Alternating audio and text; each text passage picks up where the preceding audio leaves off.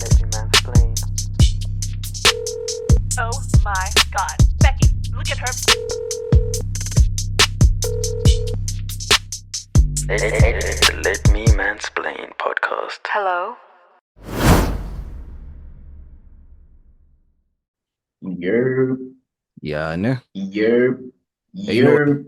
ain't no echo this time. Ain't no echo this time, man.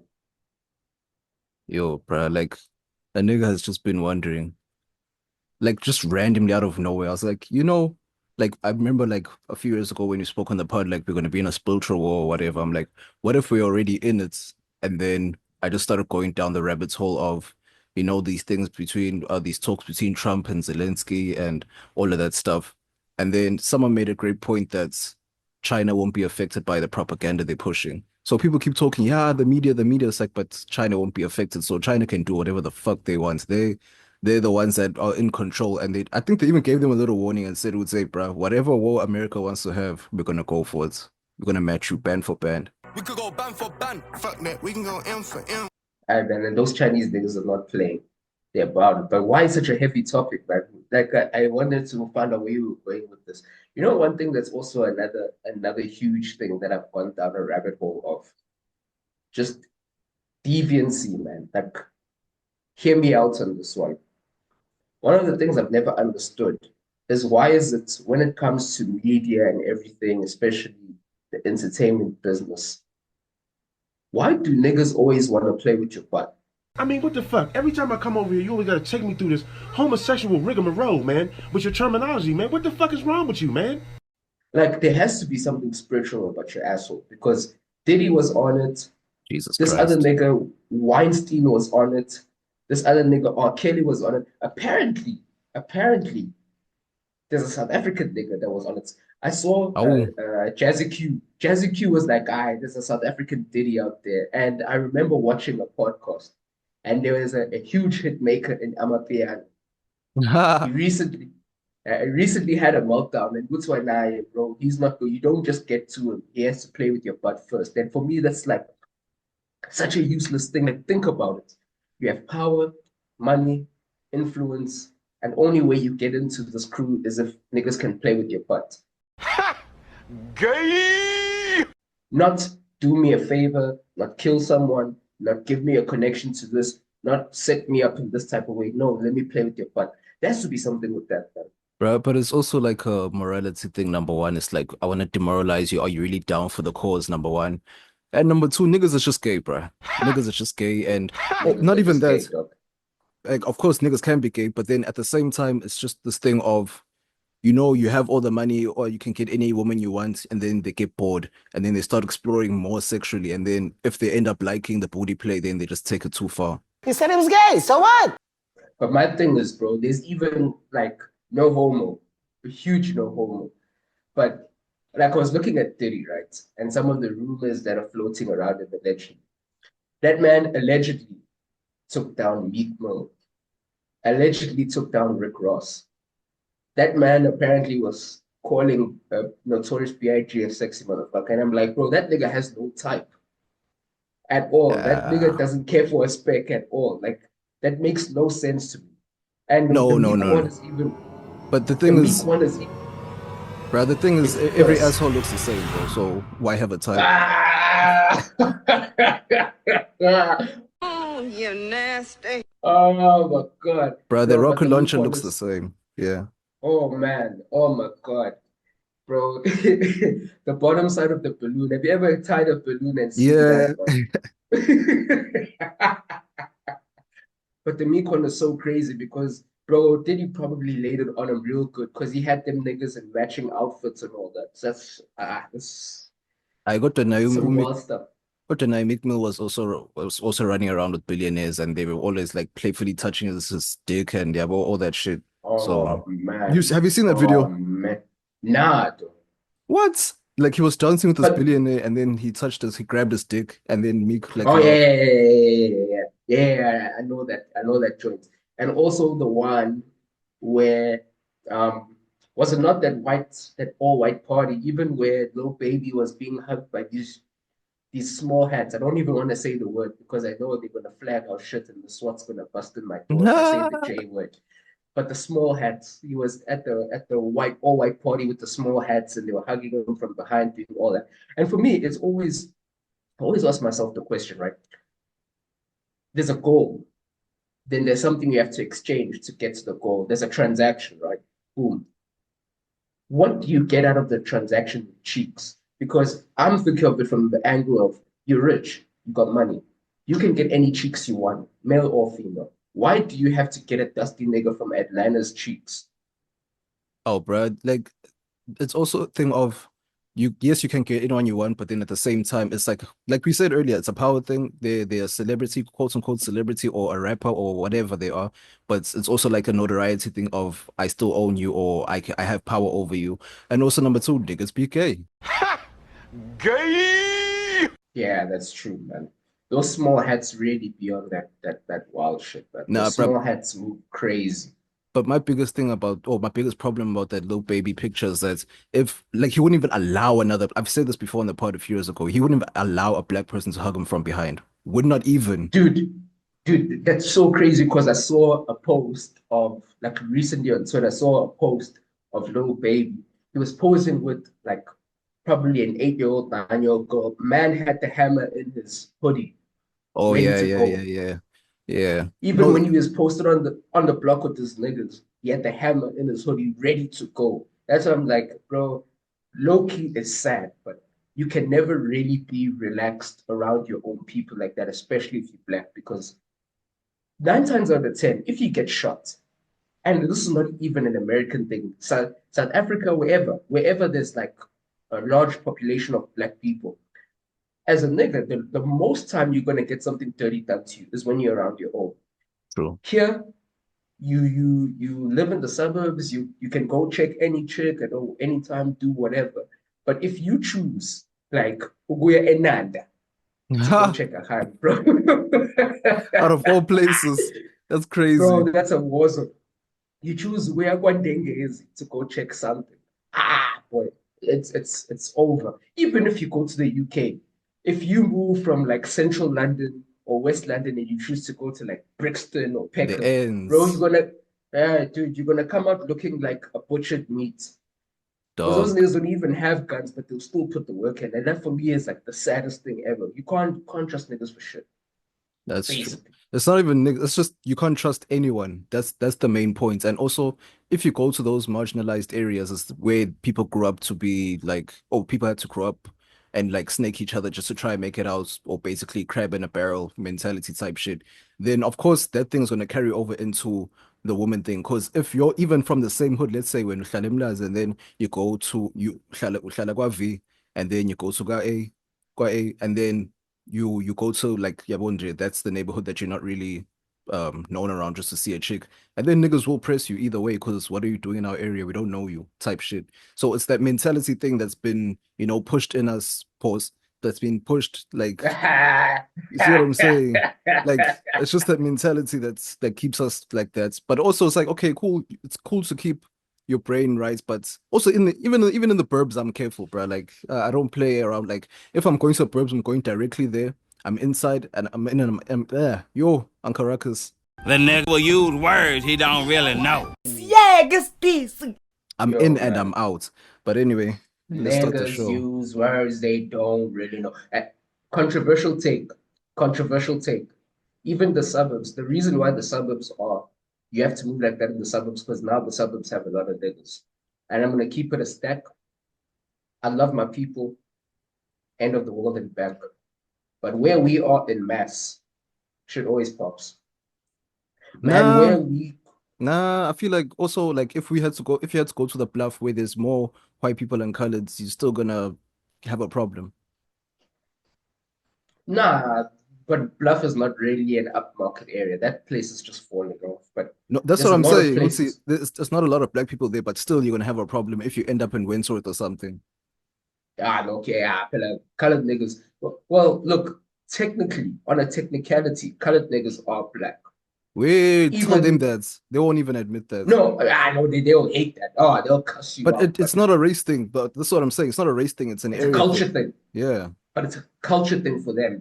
And my simple point is that likelihood of something happening to you, when you're just around white people, they probably will call you names, nigger, calf, or whatever, cool, and they'll probably want to limit your opportunities, but you'll live around our people or colors or dude, it's not like that at all. Oh, it's a life or death thing that you're saying. It's a life or death. Yes, it's a life or death thing with us. Yeah, the killing is senseless. Yeah.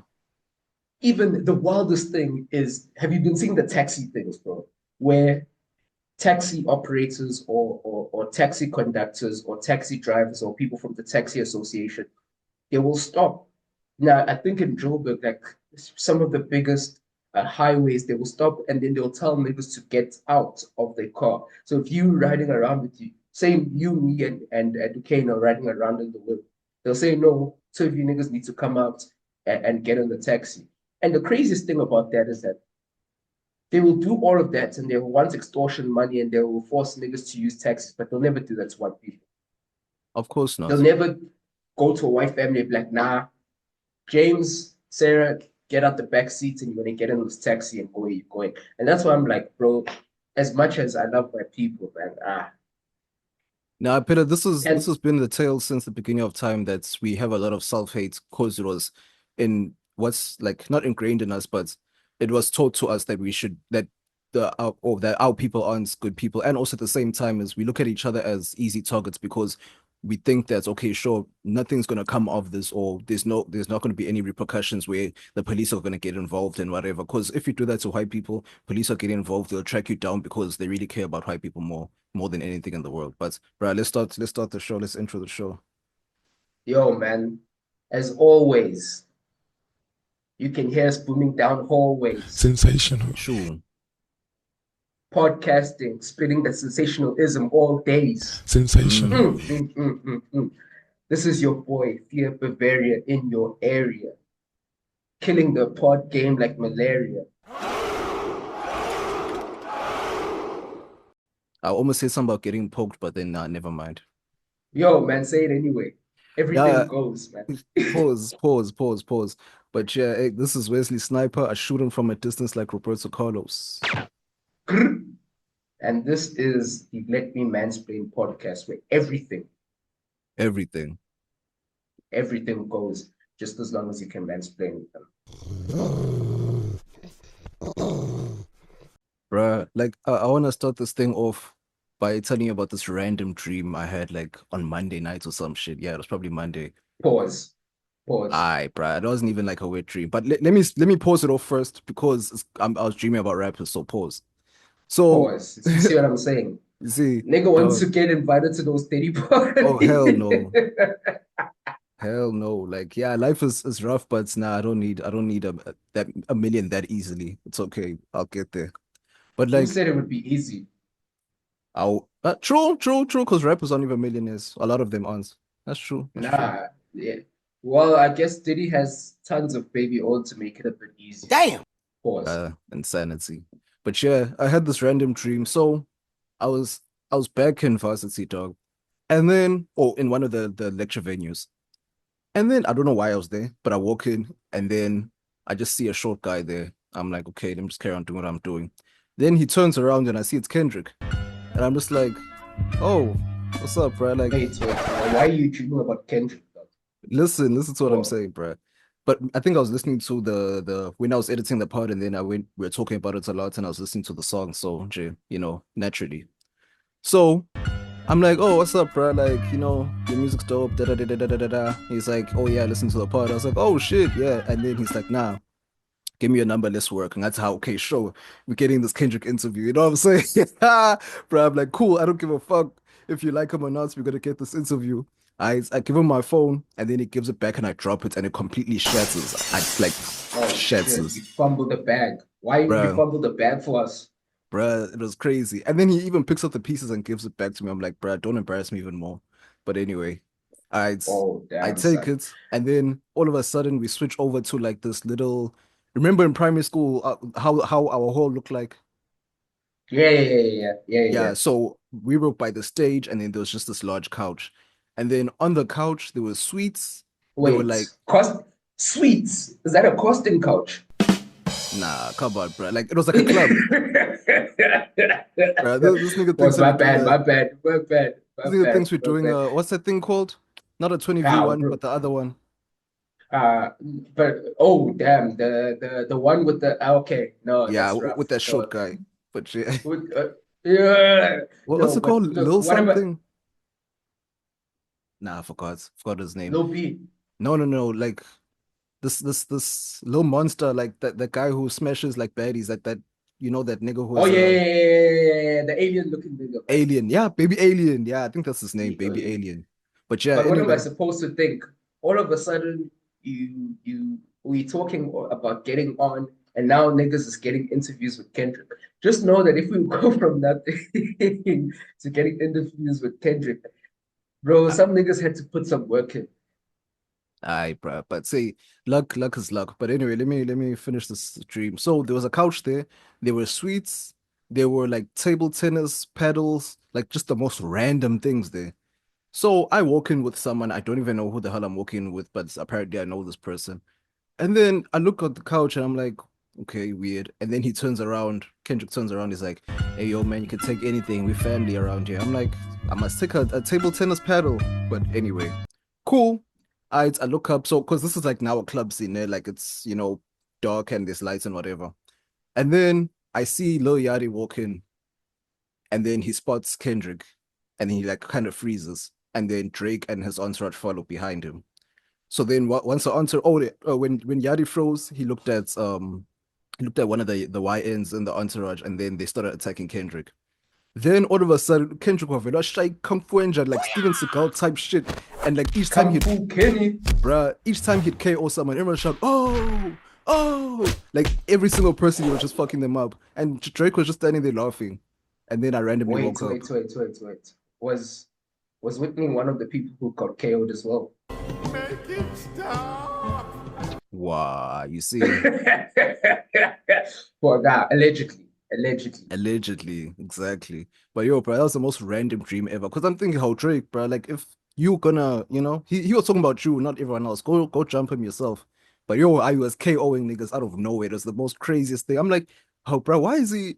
And like, why did Yadi even freeze? Because maybe I'm thinking to myself, good to Vele. That's what he's gonna do in real life. He's just gonna freeze instead of jumping in the fights. But yeah. But it makes sense why Drake was laughing because he did ask the question: is it really self-defense if she's bigger than you? Damn. So Wow. we got the answer to that question. Why did you move to New York? Because bachelor life. Man.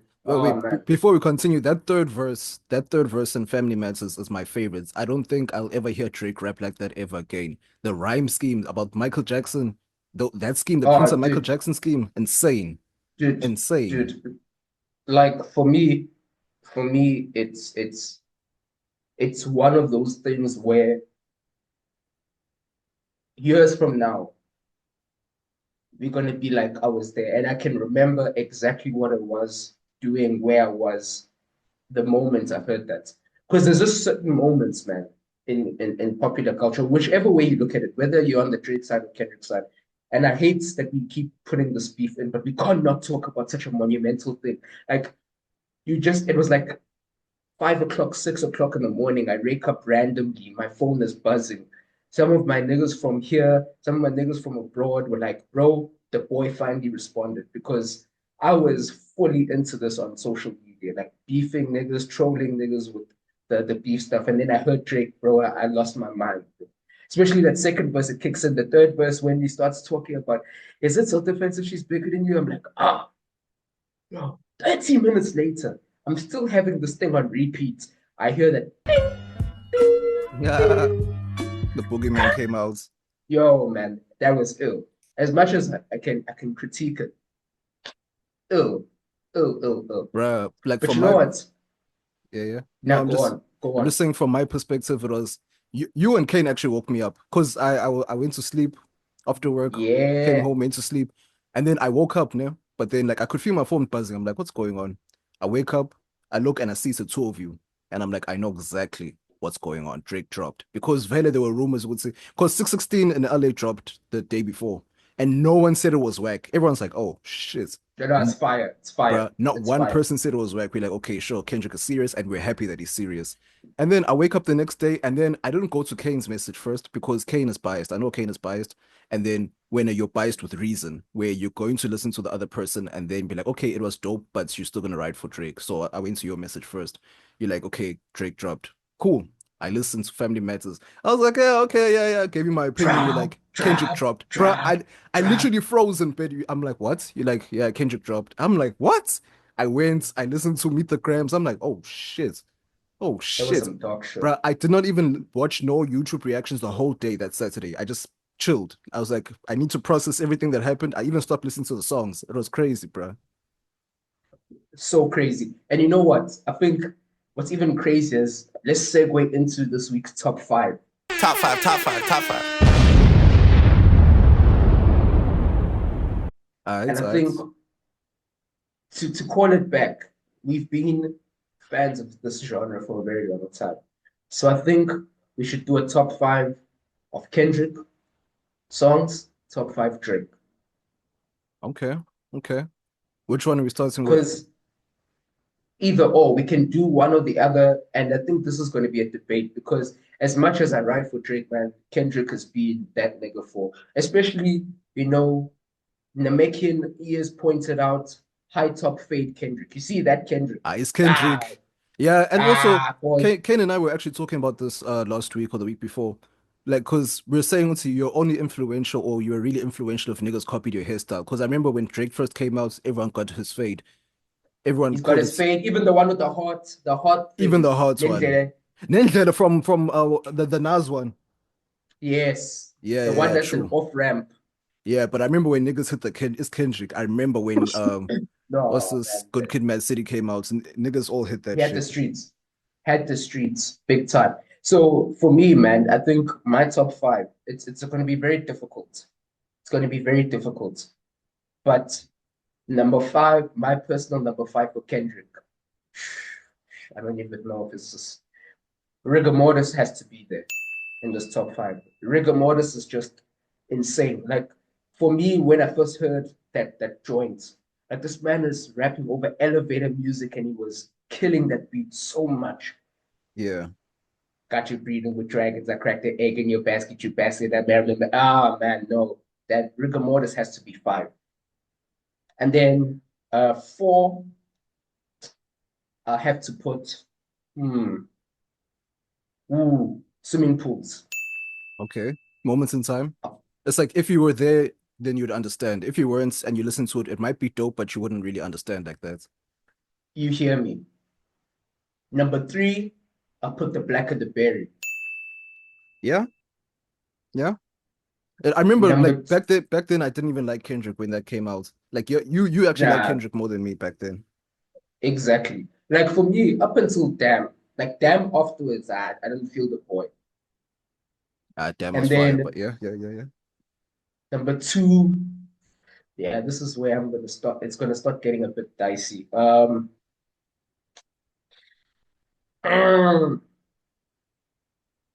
I almost want to say High Power. That was actually going to be my Money. number 5. I want to say High Power or Money Trees, one of those two. Yeah. At number 2. And then for me, number 1, Backstreet Freestyle.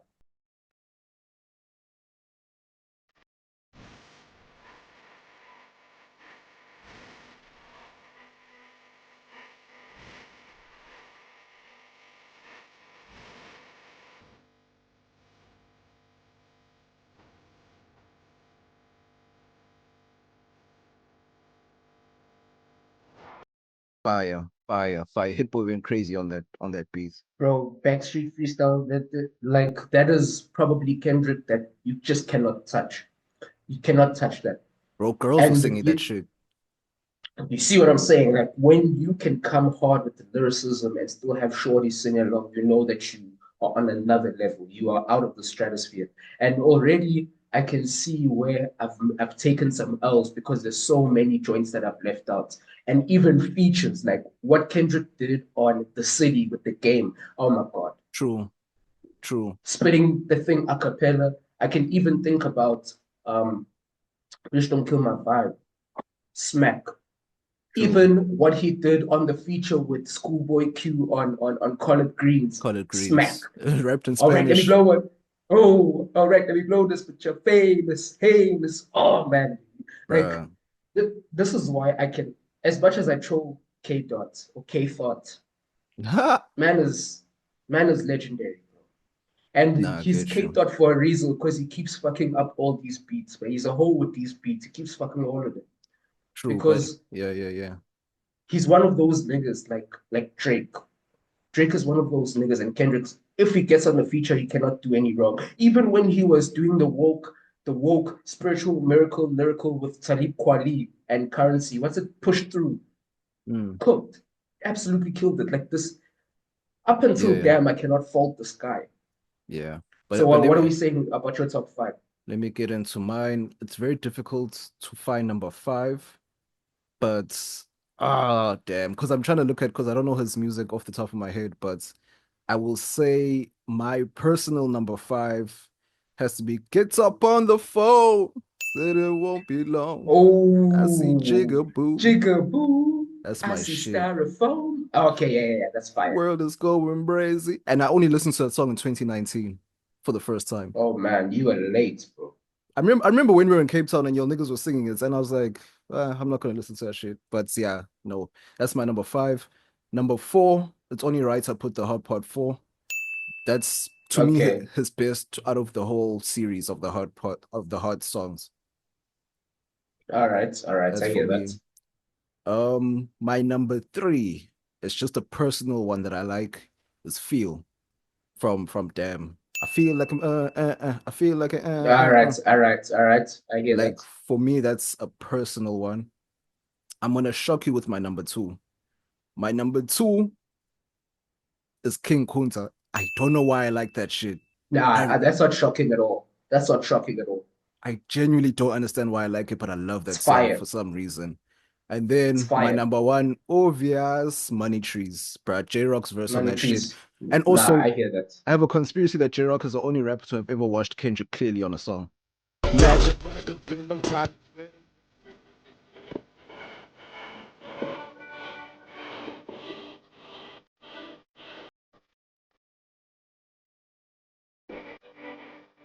Because he watched Kendrick on Hmm. Muddy Trees. I've never heard anyone clearly watch Kendrick. Okay, yeah, clearly because I'd argue Cole did him on Forbidden Fruit. But bruh, Kendrick was on the hook. Like he didn't rap. Ah, fair. Oh yes, you're right. You're right. But You're even right. the unreleased song, I don't know if you've ever heard Temptations. Before we Yeah, walk, we must crawl. Kendrick watched him there. yeah. Fair enough. Fair Yeah. enough. Fair enough. But Let's you get see, into even then, yeah. this is so difficult because even on the GNX, there's like I deserve it. Oh, that Yeah, Jones is you man it's at the up there. But Guardian. anyway, It's fresh. It's still fresh. Yeah. it's still fresh. Yeah, it's still fresh. And even Duckworth, man. Oh, Duckworth. Like Oh, that's an the honorable way mention for the sure. Woo. Duckworth was one of those ones where the man was just cooking on another level. But anyway, this one is going to be very difficult for me. The Drake one, it's just too many. Like the series, like Drake's series, like any place, anytime type of raps, man. Those ones will always like 5 a.m. in Toronto, fire. Fire. 6 a.m. in New York, fire. It's Burn Tiger. 8 9 a.m. in Charlotte, 9 a.m. in Dallas. Go all the way back. fire. 7 a.m. on Bridal Path, fire. Like, I can't choose one. So on that one, I'll just say the whole series is an honorable mention. The timestamp I series, think yeah. the timestamp series, honorable mention. Then obviously, I'll throw in Successful with Trey Songz That and was my Lil number Wayne. 5. Yep. Bro, number 4, that one is just, oh my God. He's just on another level. Another one where I'll throw it out, and this is where I'm gonna get it wrong because there's too many I'm not putting in, but Ignorant Shit with Lil Wayne. Oh my God, I'm the property of October. I ain't drive here, I I got got chauffeur. chauffeured. Bring me shit. Ah, like Facts. Ignorant Shit's number 3. Number 2, this is getting tough.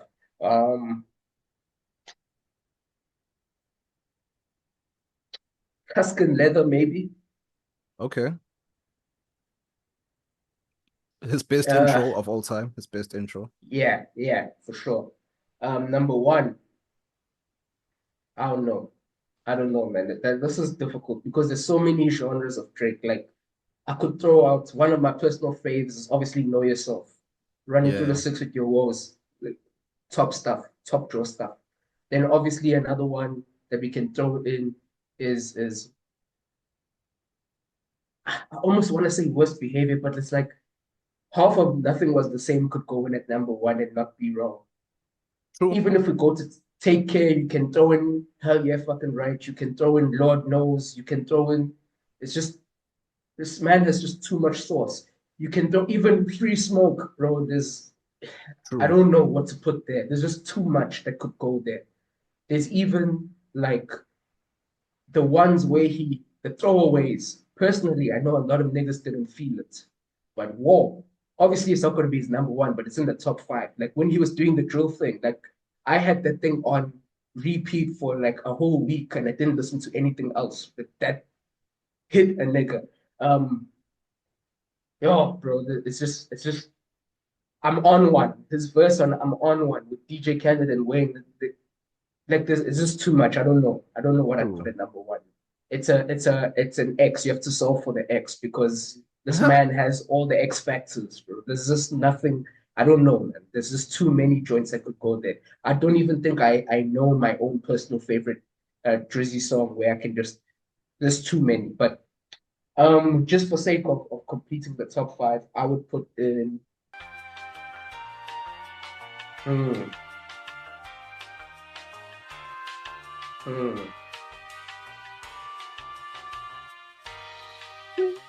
Okay, I'll go with shit.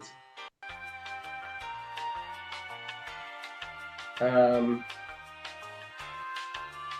Best I ever had, just for argument's Okay. sake. There's Okay. be- Okay. best I ever had. But it's just yeah, you get the point, man. It's Okay. very difficult to do. Nah, I feel you. I feel you. So my top five, at least I had more time to think of this. So my number five, I have Successful. That song, Ooh, Jay, is yes. just, Strong. bruh, Oh yeah, you Jay, had I to be fucking feel there. you. You had to be Yes. there. You had to be there. Even Wade's verse was fire.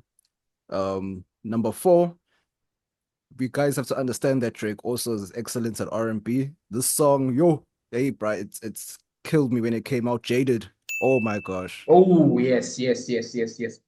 Jaded Dog, fucked me up. bro, I even forgot Boom. When you say Jaden now, I even remember Boom Marvin's room and all those fire hits. See what I'm saying? See what I'm saying?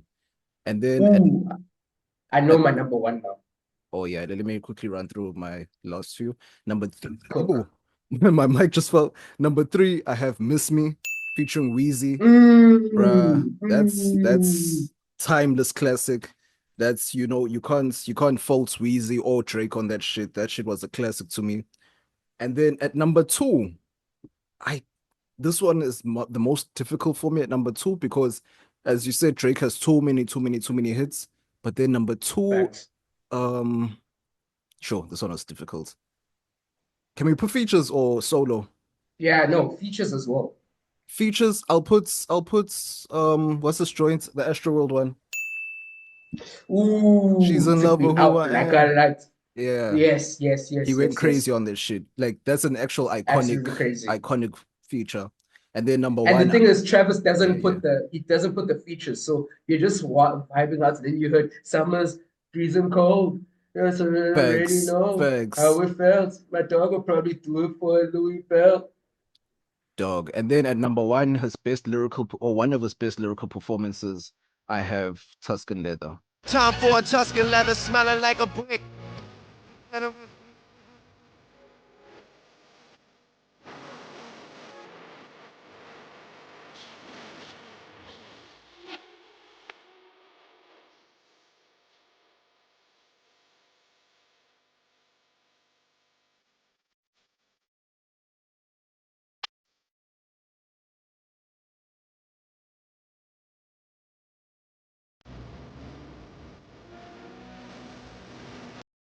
All right.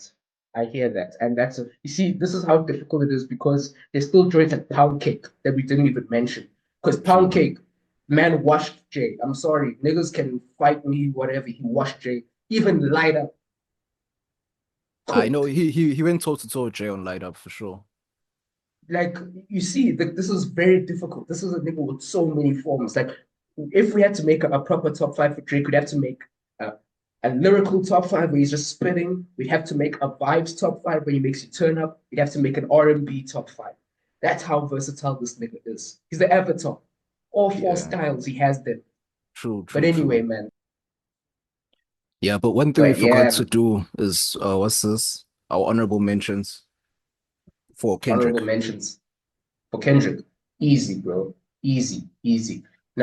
Okay, I'm not even gonna put it in numbers. I'm just gonna throw joints out. Obviously, I already mentioned the city with Game, fire, fire, absolutely out of this world.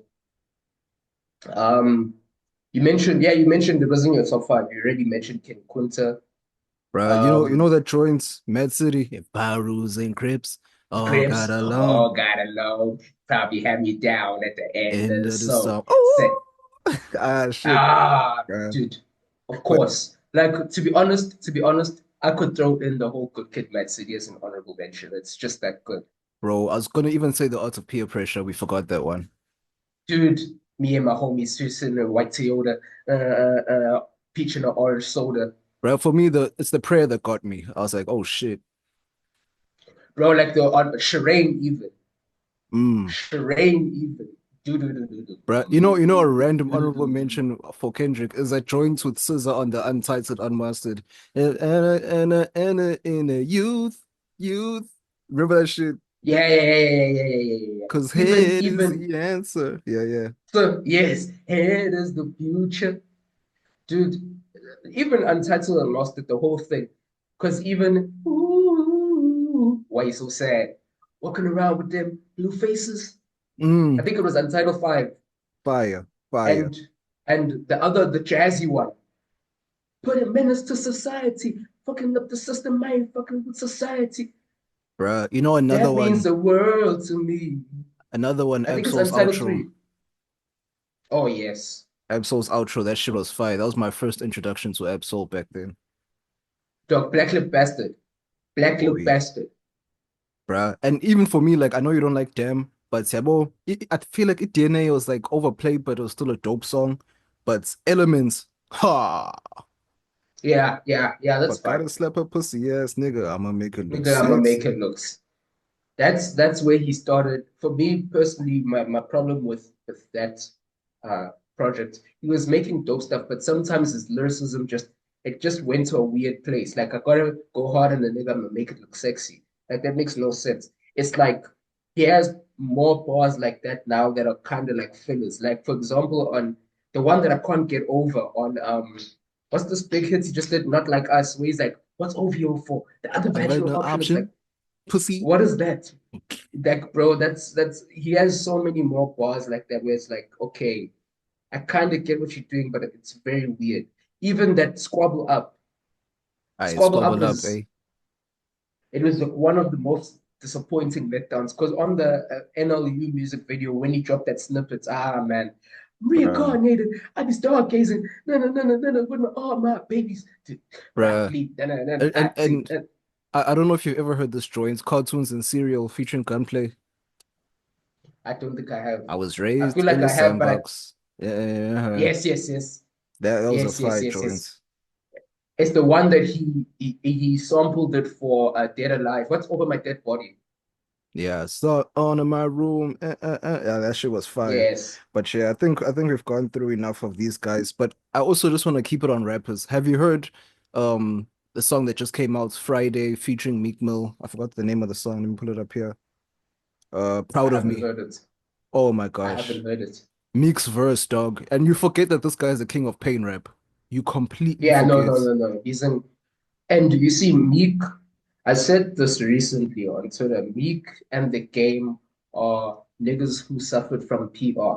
Bad PR really ruined their legacies because these two niggas are they should be in that category. Like if we're gonna put the big three as Cole, Drake, and Kendrick, Meek and Game should be somewhere close by. But we won't give them that title because of all the goofy stuff they do off the Yeah, mic. it's just that to me, it's not that bad because it's just random ass tweets. He's like not like harming anyone. It's just, bro, like who even thinks that? Whenever the man tweets, you're like, okay, well, why don't you ask your billionaire friends? Why are you asking us type shit? Bro, but even when he was ordering a dildo online, bro, that's crazy. And why are you Bruh, putting fries in the on your sea and lap. doing, bro? And even the way he jumps into a pool, like there's so many just things about his character I got the that rose, just nah, the way he flopped into the pool, bruh. nah. Rose, it's not a lost cause because as good as Rose is, he's like a one track lane kind of nigga. He's just luxury, expensive rap. That's all he can do. But he's There's a hilarious, couple bruh. of he's a funny nigga, but I'm not gonna put him in like a top five because he's a funny nigga. You know what I'm saying? But like just Bruh. off the pause, Game is also another thing I would put there, but he lies too much. Iron Man lies, bro. Bruh, Iron Man he lies, says bro. anything just to say it. Bro, he lies too much, bro. But bruh, like another You funny, yeah, so my bad. no, go for it. Now another funny rapper, Tony Yayo. Oh my God, Yayo, man. Yayo, man, we need to give Yayo a round of applause, man. A round of applause. A round of applause. Totally, obviously, I remember I was too young to really feel it, but I remember the Pause. heyday. Oh, damn, son. A Okay, pause. minor. But I'm South African, bro. The only A minor I know is Anglo Poor because we actually have mines. Damn. Wow. That's wild. Sensational. But Sensational. anyway, Yeah. Tony Yayo, bro, and G units. I remember even back then, I used to have oversized shirts, and my parents used to come at me because a little grade 3, grade 4, little nigga in oversized. Oh man, I used to love. I didn't even know the songs like that, but just the aesthetic, man. Those flat caps, because I remember back then those flat caps were huge and oversized stuff. G units was, but just Tony A on his own, bro. Like the first thing I want to give him a round of applause. There's no nigga who's been so loyal to one because crews have come up in hip hop a number of times and they've split up and beefed, whatever. But Tony Ayo, the way Tony Ayo stands by 50, bro. And there's something he said, and it's like some of the most realist thing, and it's even permeates hip hop, just normal life. He was like, the problem with a lot of niggas, he was saying niggas in specific, is that when we are getting money together or when we are doing or building something together, there's always going to be egos involved because he knows who the boss is. He knows 50 is up there and I'm all the way down there. But I'm okay with it because I'm still making this money. I'm still doing this. And the problem now with a lot of gents is that if your boy is doing better, you're going to envy him. You're Yeah, going to and want to do what he's doing, go at his hand, go at his life, instead of just working with him, letting him put you on. Let him have the shine. That's his role.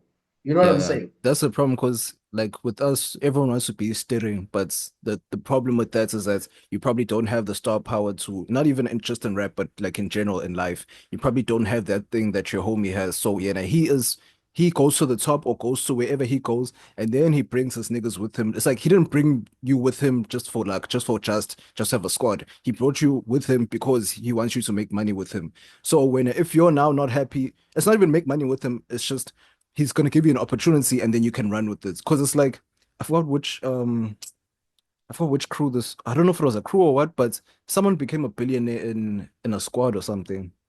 Not even in rap, but like let me just use Barca as an example. Barca paid a lot of high wages back in the day, but then Braithwaite was a millionaire. Arsenal, of course, paid high wages, but then Flamini was a millionaire. Juve paid high wage, Juve and Billionaire. Inter, and then here comes who's a billionaire? Pelo. Yeah, Pirlo. He comes from a rich family that owns wine farms.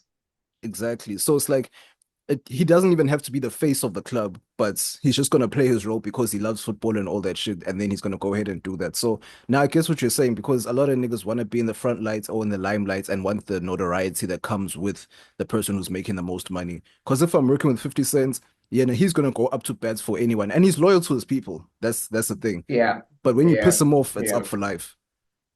yeah. And that's just it. And one of the things that Yayo said that's so real to me that I think about all the time is that sometimes when gents have a problem with you. They want to do everything to be like you. That's why they try to go after your girl. And for me, if you are a nigga's man, like if you are my boy, there's so many women around, bro.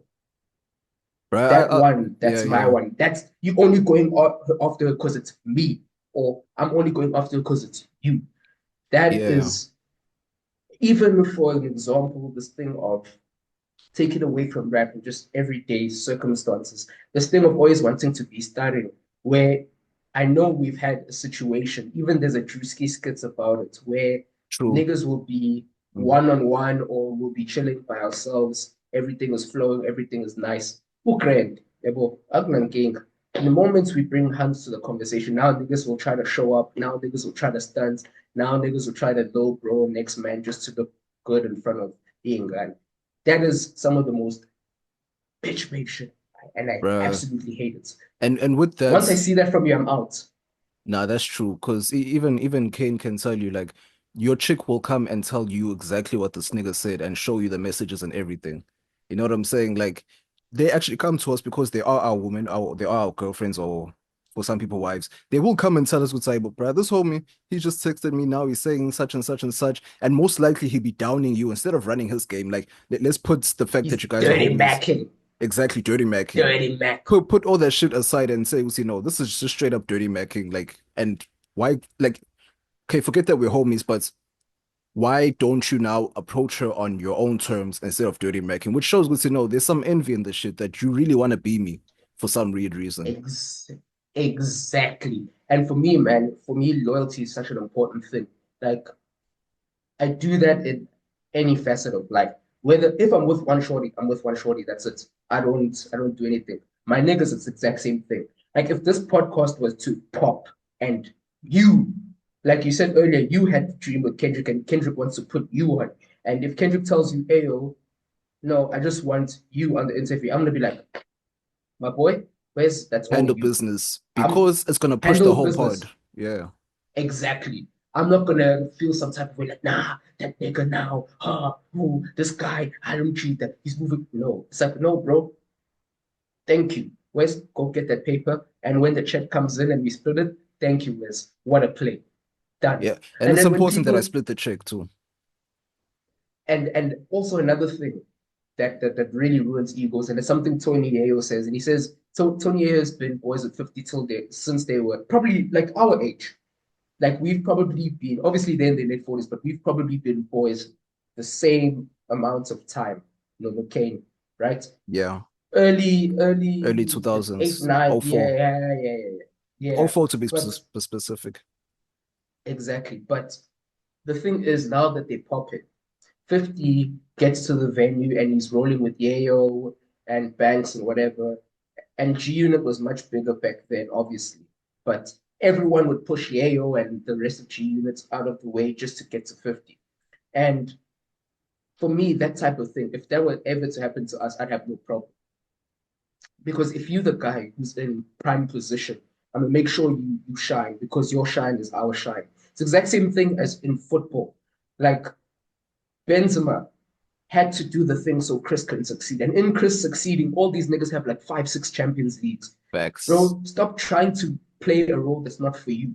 Yes, we know Sergio Ramos would go up the field and score a couple goals, but when it came down to it, he did his job and he didn't try to get in someone else's lane because someone else's lane had more shine, someone else's lane had more fame, someone else's lane had more recognition. And that's my problem with a lot of gents. A lot of gents don't want to play their role. They want to shine all the time. Yes, sir. This nigga spitting. Damn, nigga. There will be circumstances where we go to the club and one of your boys has the more money and he's gonna blow the racks. He's gonna put the stacks on the table and he's gonna be the man for the day.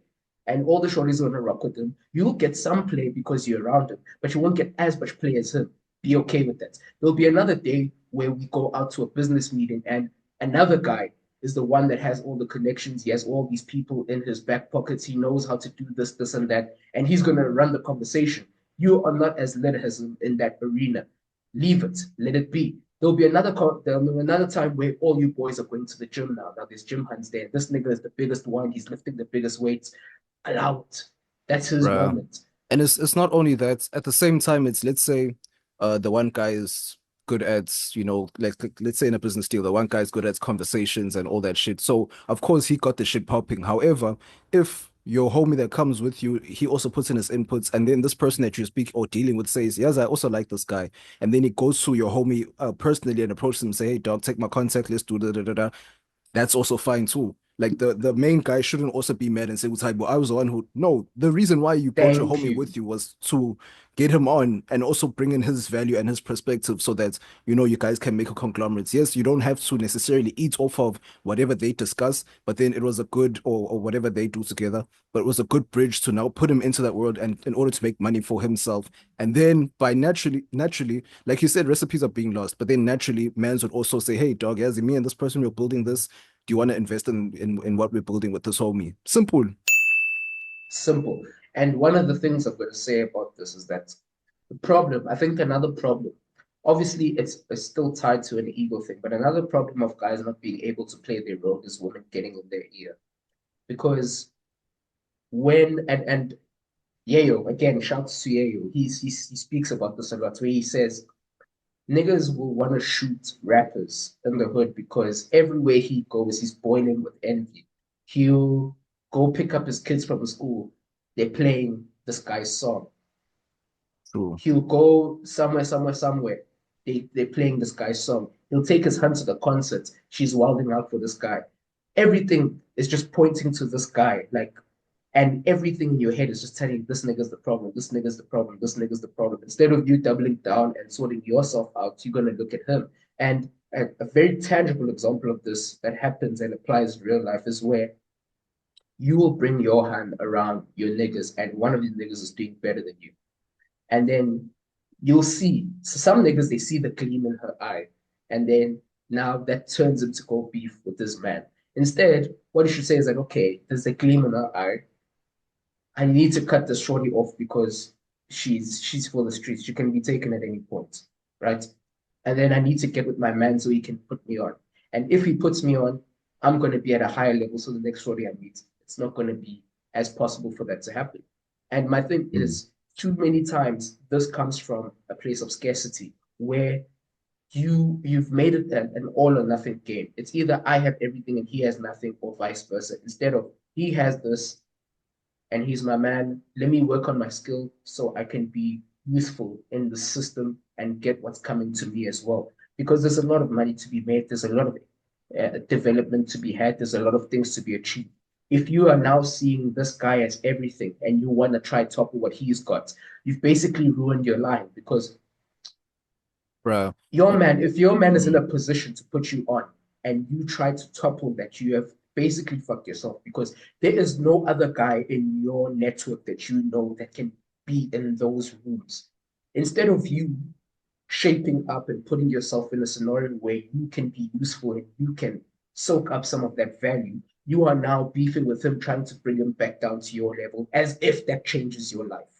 exactly. And also there's another thing of, let's say this exact scenario that we're speaking about transpires and then you guys fall out. The biggest bitch thing that niggas do is try and link up with your quote unquote enemies. Like, Oh my God. bruh, whenever people fell out with Casper, they ran to AKA. That shit was some bitch shit. That was some real bitch shit. Because it's like, okay, then we were never homies in the first place, and I'm glad that you left now.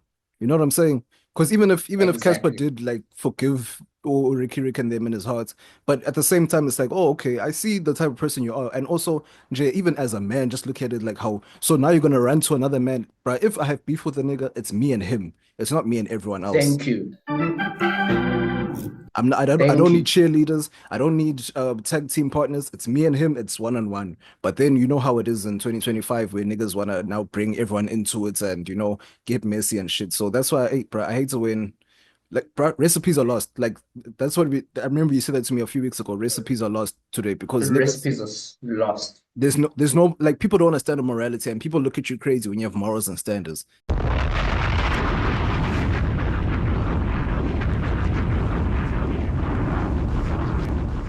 That's just the craziest thing. Yo, bro, please drop a bomb for you for that. Sensational. Like the amount of I've realized something. We now live in a world where we no longer operate on what we should do. We now operate on what we can do. and I'll elaborate. The fact that you can do something means that you must do it. So if you are getting money and you can snake your guy, you take every opportunity. If you are getting money and you can cheat on your hand, you must do it. If you are getting money and you can snake this guy out of a deal for a little extra, you're gonna do it. There's a lot of things where self-discipline, self-control as a gents is very important because there's a lot of things we can do. Doesn't mean we should do them.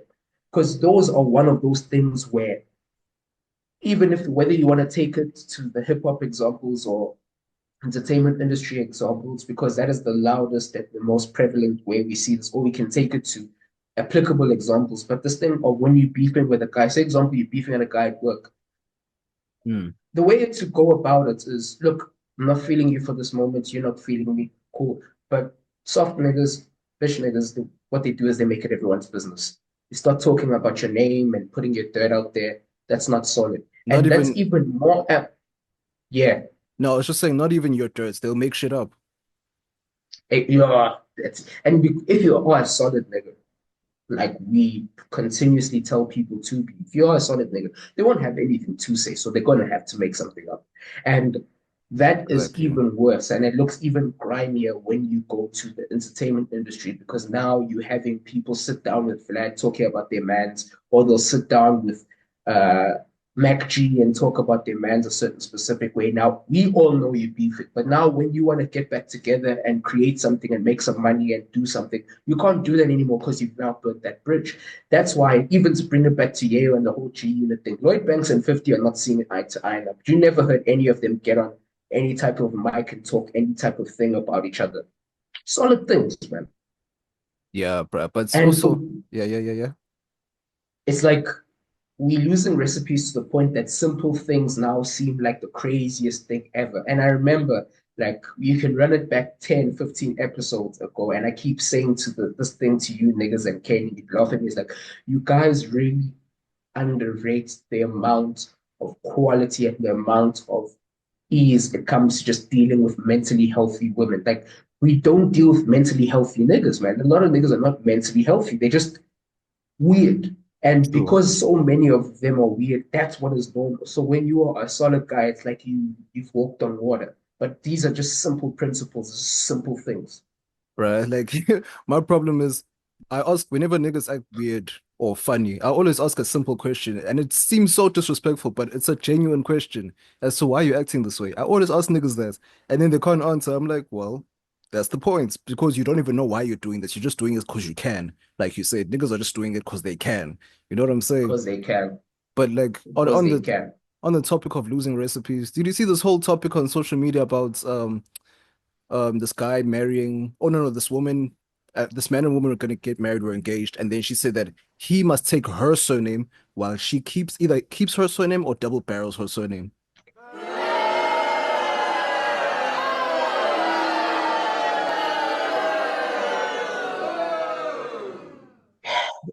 This is actually perfectly in the theme of we don't do things because they have value. We just do things because we can do them. This is just one of those things where you're just running around willy-nilly finding a way to do things. Because what is the purpose of that?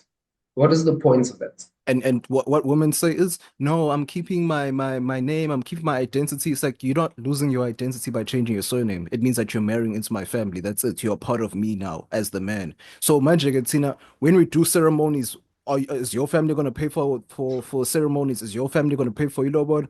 Are you now gonna be the man of the? Are you now gonna take care of the bills and everything? Not saying that changing your surname means that you're gonna take care of the bills more, but it's just a thing of, okay, are you gonna now take on my role because that's now my role is to be the man of the house. You're gonna take my surname, etc., etc. But it's like, for me, I don't get this identity thing. That's your father's surname. It's still a man's surname. Like, this whole new age feminism thing is, bruh, it's killing the youth. Or not killing the youth, but it's killing people's minds where they now believe that, okay, I must keep or I must preserve myself so much. Yes, okay, if you're gonna preserve yourself, then get a prenup. Sensational. That's My simple. my my chat is this. My chat is this. I think one of the examples, she was a doctor and she wanted to be the doctor that keeps this or the first doctor in her family. My thing is that you can keep your name for practice sake. Yes. Right. But Keep your name for in practice. the government, you're my wife, you have my surname. There we go. Everyone who knows you socially knows you as that. And I'll never do this, but I'll even go ahead and be devil's advocate. I don't think it's a rule breaker. It's not the end of the world if you at least want to keep your surname. This double barrel thing is a waste of time. Just keep your whole thing and move on. But my kids are going to be my son. Facts. But That also, much. That's a yeah. compromise that's as far as I'd be willing to make. But for me, the first red flag is where you don't want to take it because hands, like when they get in their mind, early days when you're still dating them, they already have that Mrs. This, Mrs. That already in their head. So if she doesn't have that ringing off in their head, well, I don't know what to tell you, bro. Bruh. And my thing is like it's not even a double barrel thing necessarily, but just the whole situation of okay, so are you constantly are you telling me that you're constantly looking for an exit, but then if I come to you with a prenup and you get mad, you know what I'm saying? Because a lot of women get mad at those things, or also not getting married in community or property, and then you'd be like, oh, so you don't trust me? Well, if you want to keep your surname, then you're telling me not even keeping your surname, like you said, I really don't really care specifically like that in terms of if you have your practice or you have your business or whatever and you want to just stay on the same path or whatever, cool, stay on that path. But then in terms of the law, in terms of where we are, in terms of our family, you have my surname and you're my wife, but I just don't understand is why are you constantly letting me know that you want an out? Like to me it kind of seems that way, and I know I sound so far-fetched, but it just sounds like you always want an out. For me, let me push back on that idea. Like the first thing is that women are not all a monolith. They're not all one thing. There's different True. groups of women that do different things. So the first bit is that the woman who is trying to get a come up off your money is obviously going to fight the prenup thing. And chances are that type of client is not going to be the same one who wants the double barrel thing. Because those are two completely different issues. The True. one issue on one side is one person who doesn't have anything of their own, and they want to be completely dependent on you and eat off your pockets. That's one side. The other side is actually the ones who double barrel and want to keep their surname. They're most likely to actually push for the prenup because they want something for themselves. I think on that side of the coin, the issue is actually very different. They actually are too independent. And by that, when you say stuff like that, obviously the feminist brains go off. It's like, oh, you don't want me to be independent. You don't want me, bro. No one's independent. Not the nigga, not the honey, not anyone. Because even from the gen side of things, we always bang our chest, be like, yeah, women this, women that. But a lot of niggas are not on their square. A lot of niggas are not doing what they're supposed to be doing. Because if you are a family man and if you are the head of the family, that is a mantle, that is a responsibility that a lot of niggas don't take seriously. Example number one, like this is a conversation I had with my old man, and he's like, he recently, like 3 or so years ago, he bought a Jag, fire thing, man. Red leather interior, huge rims, The white one. V6, the white one, Oh yeah, V6, yeah. sensational thing. I Sensational. sat him down and he's like, yo, my man, I could have done this a long time ago, but my number one focus at that point in life is to make sure you and your brother go to the best schools I can afford, you get the best education, you get everything that you need in life to succeed at what you're doing. And up until this point, the first 20 years of your life and your brother's life, all my money was my family's money first. This house is paid off. So if I pass and you and me and your mother die, you have something.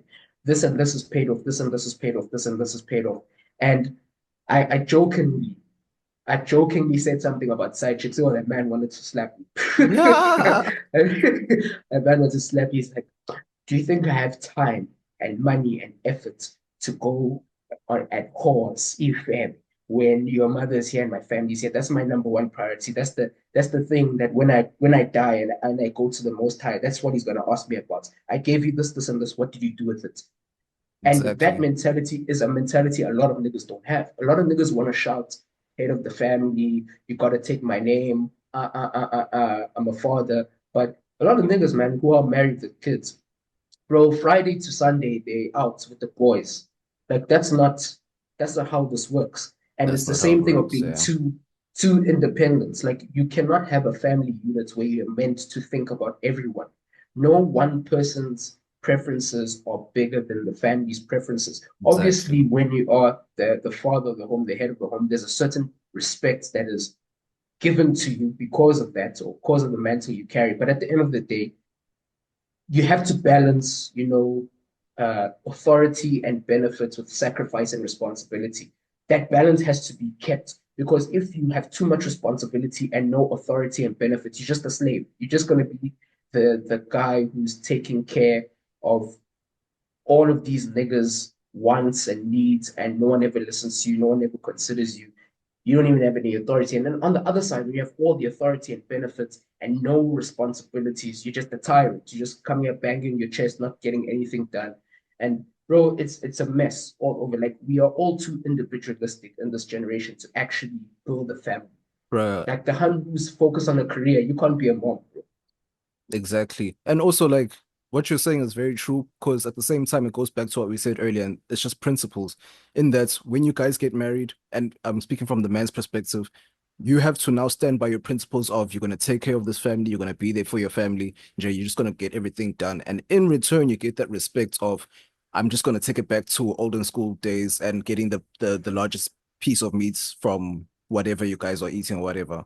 You know what I'm saying? It's just small things like that. Or you give me the respect of I'm here in the house or I'm here in our yard, but I'm in the garage doing my thing. You know what I'm saying? Like, just give me some space because I just need to breathe a little bit. I'll come back inside just now. There's just those kind of things. Instead of me now going out and I'm going to go do this or even having a side chick now, you're taking the money from my child or the children's future basically, and then giving it to another woman or spending it recklessly on another woman. Or it could have gone either not even necessarily to the wife, or it could have been invested in the wife's beliefs or something like that. Or it could have been in like something that you and your wife built together, or you know what I'm saying? Like you can even get into a business with your wife if you're that type of person or if you're that type of family. But it's like you're now taking away value from your own family by doing stupidity on the outside. You know what I'm saying? Because it's like, how are people? And hey, bro, this all ties together to what we were saying in this episode. It's like People don't want to play their roles, though. People don't true, want to play their roles, people don't man. want to play They the roles, don't but want to. then how are you going to now be viewed as a man? Point blank simple. You're not going to be viewed as the man, as a married man who has a side chick. Maybe to dumb niggas that believe it was okay, sure, once I've made it to this level in life, I have to have a side chick just to tell my wife that her place isn't safe. No, you can't do that shit because you married this woman under the eyes of God, under the eyes of your ancestors. So then now you're There going to we bring go. someone else and it's going to fuck up your whole shit. And it will. It And really will. and low key, this is what happens when niggas use Red Pill Andrew Tate things in family. That shit doesn't work there. In Jordan and on the streets, bro. Go ahead. Supply and demand, leverage, transaction, moving crazy. That's fine because in the Mjolo dating, whatever, that space, that is a transactional space. That is a marketplace. That is where the strongest survive. That's where you can move any type of way. But if you're trying to build something, you can't use those rules. You can't have a peaceful, loving, well put together situation that's used off of Machiavellian, slimy, manipulative tactics. You know what I'm saying? True. Like if you're trying to build a beautiful product, you can't build a beautiful product while parking the bus. You need to have a balanced thing. If you are parking the bus, you're doing that to win. That at that point, I don't care what it looks like. I don't care how I do it, as long as I win. Bruh, That is that type of football. But when you bruh. are trying to build something, create a work of art, you're gonna do what Dino did. You're gonna do what a lot of yes, they lost the ball sometimes. Yes, they did a lot of unnecessary things. Yes, things that seem unnecessary, but they were displaying a love for this thing that they're creating. And you Bruh. cannot create a thing like that from trying to take out the next person's feet from under them. And that's why a lot of these dating Jolo conversation are useless things. And low key, while we're talking about this double barrel thing, there was another thing that this Han said. She said something along the lines of the unemployment rate and the lack of economic opportunity for young black people has left a lot of us in a state of perpetual teenagehood where niggas are pushing 40, 35, 33, arguing with university students about who should pay on the first date. Bro, True. at that point of your life, you should be thinking about a down payment for a house. You should be putting down money into an ETF Savings, or investments, yeah. investments, and you're thinking about your retirement and your family. on the average age of the first kid, a lot of our parents did it around 26, 27, which is our age. They were had their first homes. Yes, I get the economy is not the same. Yeah. The real wage rate has plummeted, but just look at where their states of minds were at this age. Where our states of mind is, man, I gotta show this hoe who's the real nigga, so I'm gonna get another hoe. Both of them, I don't like them. They just have fat asses, but I'm still gonna do this thing to prove the point. And that's for me is like you're losing recipes, man. Bruh. You're losing recipes. And also, just to add on to that, it's like how if I look at my dad or my dad's upbringing, because he started off as some apprentice way before he met my mom. Mans was making extreme money, so he was going to bring his family out the hood. And then he met my mom, and then his priorities changed. Then he had to switch his career, and then he thrived and flourished in that career. And then he was able to, well, he actually changed his career because back then you couldn't get a house if you weren't a government employee or some shit like that.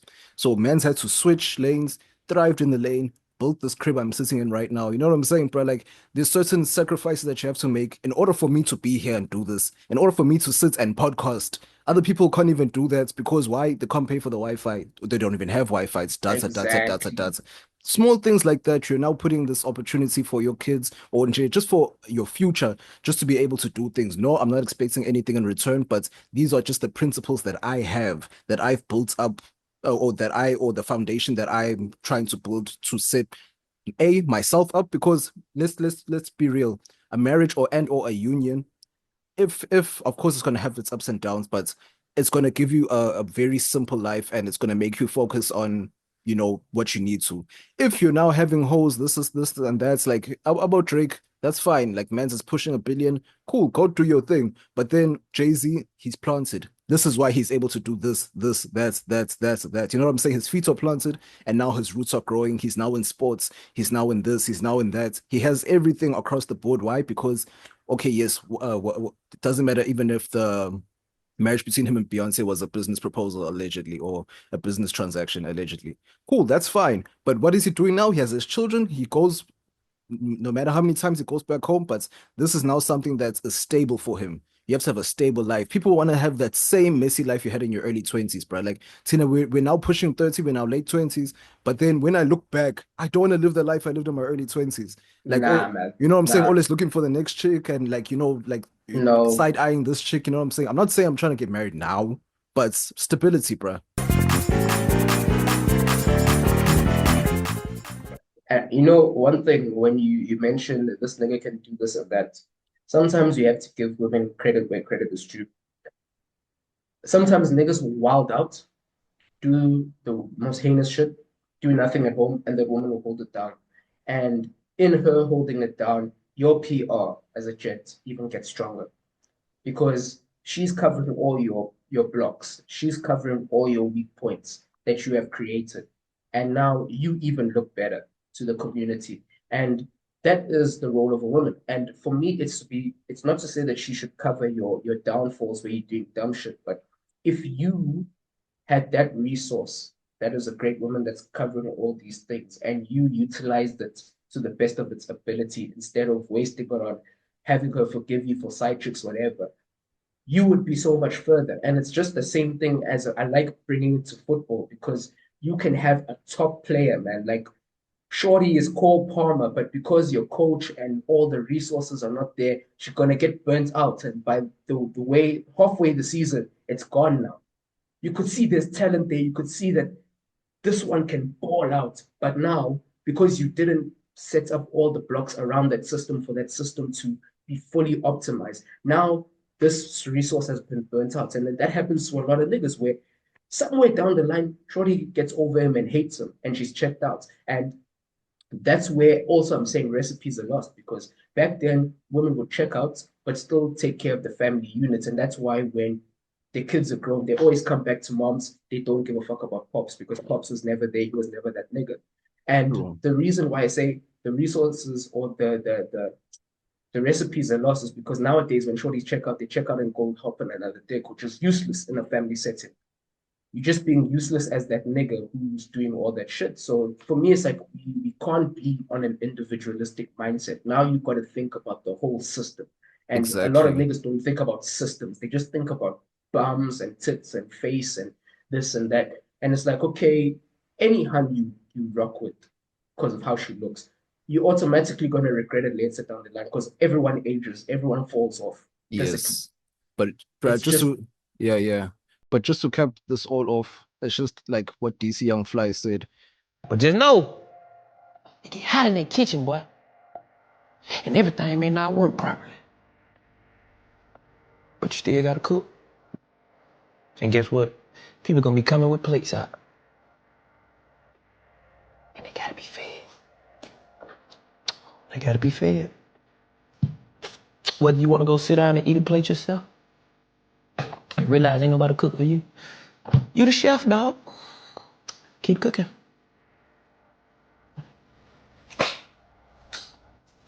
So basically, in a nutshell, what DC Young Fly said, I'll also just add the clip in like post-production. But he just said that it gets really hot in the kitchen, and when you're the head chef, not everything's gonna work, but you gotta stay cooking. Gotta stay cooking because there's mouths to feed. Sensational. There's mouths to feed, and also at the same time, everyone comes with a plate. And if you don't cook, then they don't eat. And at the same time, people aren't gonna cook for you too. So you have to stay cooking so that you eat at the same time. That's just basically what everything or how it encapsulates what we're saying. That's, bruh, if you're not on your shit, if you don't stay cooking, you're not gonna eat, your people aren't gonna eat, or your family aren't gonna eat. It's just that simple. Sensational. Ism. You know what? I'll even say it's not even that niggas aren't cooking. Okay, a lot of niggas aren't cooking. Some niggas are cooking, but they're cooking for the wrong reasons, man. They're cooking so they can get fat. They're cooking so they can have an over influx of food. You gotta cook to feed the people, man. You eat, you get full, you feed the people, all is good. And Bruh. honestly, man. Bruh, wait, hold on. They're cooking to look like Joe Budden. Did you see Joe Budden's stomach? Bro, Insane. like Joe Budden is a quintessential. That guy is a loser just because he loses on camera and we keep watching. He makes a lot of money off of it. True. But yeah, you're saying? Like, no, I was just saying that all of this, man, I want to wrap this up. All of this is so very simple. Like, this is not complicated. We just complicated because of insecurity and this and who's gonna screw over who first and who's selfish and who wants to get. Bro, it's very simple. If you want to play NFL, you're gonna get on the pitch and you're gonna take hits. You're gonna score some touchdowns. You're gonna set up some amazing plays. The only people who don't lose and don't win and have no scrapes are the spectators. If you're in the game, you're gonna take some L's and you're gonna take some W's. You're gonna get tackled sometimes. It's all gonna happen. What game are you playing? What are the winning strategies and what are the losing strategies? Stop taking majority things into what's meant to be a fulfilling relationship. It's very simple. There's a list of things you like that will make you happy. Does she have a fat ass? Does she look the way you like? Does she treat you the way you like? Does she throw it back the way you like? Cool. Those things are good, but that's not the be all and end all. You don't make her your husband or wife off of that. There's a list of things you like that make you feel good, and then there's a list of things that you need for a system to run, be it a family, marriage, relationship, whatever. What is a character like? How does she react to change? Can she work while she's being inconvenienced? Can she stay true to the path even when she feels like, at this moment, it's not serving me that well? Does she know how to take care of other people? Is she considerate? Problem is, niggas take everything from one list and they say, all right, my work is done here. I'm done. You have to take things from both lists and then boom, you're good. Then you yourself look at your lists. Too many niggas look at the high value male thing on the one list. Like, I make money, I'm tall, I got abs, I'm lit, I can fuck for 5 rounds, I can do this. Okay, you got the first list. You got all the things she's gonna like. Cool. Do you have the other things? You have character. Do you have perseverance? Are you trustworthy? Is word bond with you? Because a lot of niggas want to talk about like, hey, I'm an honorable man, whatever, but they'll say one thing, do another. Just because you can do that with your homeboys and you're gonna screw over Hunt. And for me, screwing over Hunt is not a big deal if the Hunt herself is just messy. If she's messy and you screw her over, hey, that's the one you charge to the game. But when you're dealing with a good woman who has morals, principles, man, you move on that accord or leave it alone. Because there's some niggas out here who will take that. They see those types of women with that type of character as they damage them, and then other niggas will see that as the resource they are and treat them a certain way. Even as yourself as a nigga, man, like I'm the keep it real. Even when I was moving Messi, man, the worst one was when I was moving Messi to a hand who was good. That one, those ones stay with me. That's why I do not do that. Bruh, If the hand is Messi, bro, it is what it is. You were gonna do it to me. I just caught you first. Vice it, versa. Sometimes I bruh. get the lick, sometimes I get licked. It is what it is. And that's the same thing I was thinking about earlier this week. It's not like I dwell on it too much, but then at the same time, it's like, hey, Yazi, I've also screwed over a very, well-raised girl just for the sake of, getting another chick, just for the sake of just. And also the chick that I was trying to, not even trying to get, the other chick that I was messing with, she didn't have no foundation or anything. She was just J. She was Bro, just, you know what I'm saying? she was So just the nice. She she was was just just nice, nice. bro. As all of She that was just shit. nice. Exactly. And that's the thing, man. PPM, the poor penis management, is the killer of kings. It's the destroyer of generations. It is the demolisher of kingdoms and empires, bro. Like a lot of niggas, you miss out on real things because of tits and ass. Tits and ass, which you hit it 5, 6 times and then you're bored and then you need something else. And that's why I'm like, bro, we put the wrong value on the wrong things. Granted, you need something that hand looks good. Bro. Granted, we all need that. But even last week, Kane said, you as a man, what are you basically bringing to the table? You're not the table. You have to build the table and then make sure that you have the ingredients there for your wife to do what she needs to do. But then, like what you just said, just now, when you're talking about the system, you have to treat it like Manchester City. Ulo Guardiola moves in a system. Yes, not everyone works in his system, but then the system works. So you have to build the foundation. You can't go to the transfer window every single season if the system's working. You're only doing that if there's a part in the system that isn't really working correctly. Switch out the part, buy new parts and put it in there. You're not wasting money on just making sure or getting the best parts and then they don't fit in your system. You know what I'm saying? That's the difference between City and United because City throws mad bread at the problem. The system is not there. The foundation is not there. So they keep spending these 100 mils, 80 mils, 70 mil, 100 mil, 100 mil, but nothing's coming together. And it's exactly the same way why a lot of people are always complaining about, oh, dating is horrible now. No, dating's not horrible. You're horrible. You have no system. You think, okay, now I've got my PhD, now I've got this, now I've got this, I've got my money up, I've gotten a fat ass, I've been going to the gym, I've got my muscles up, I've got this. Why am I still taking L's out there? Because you don't have a system.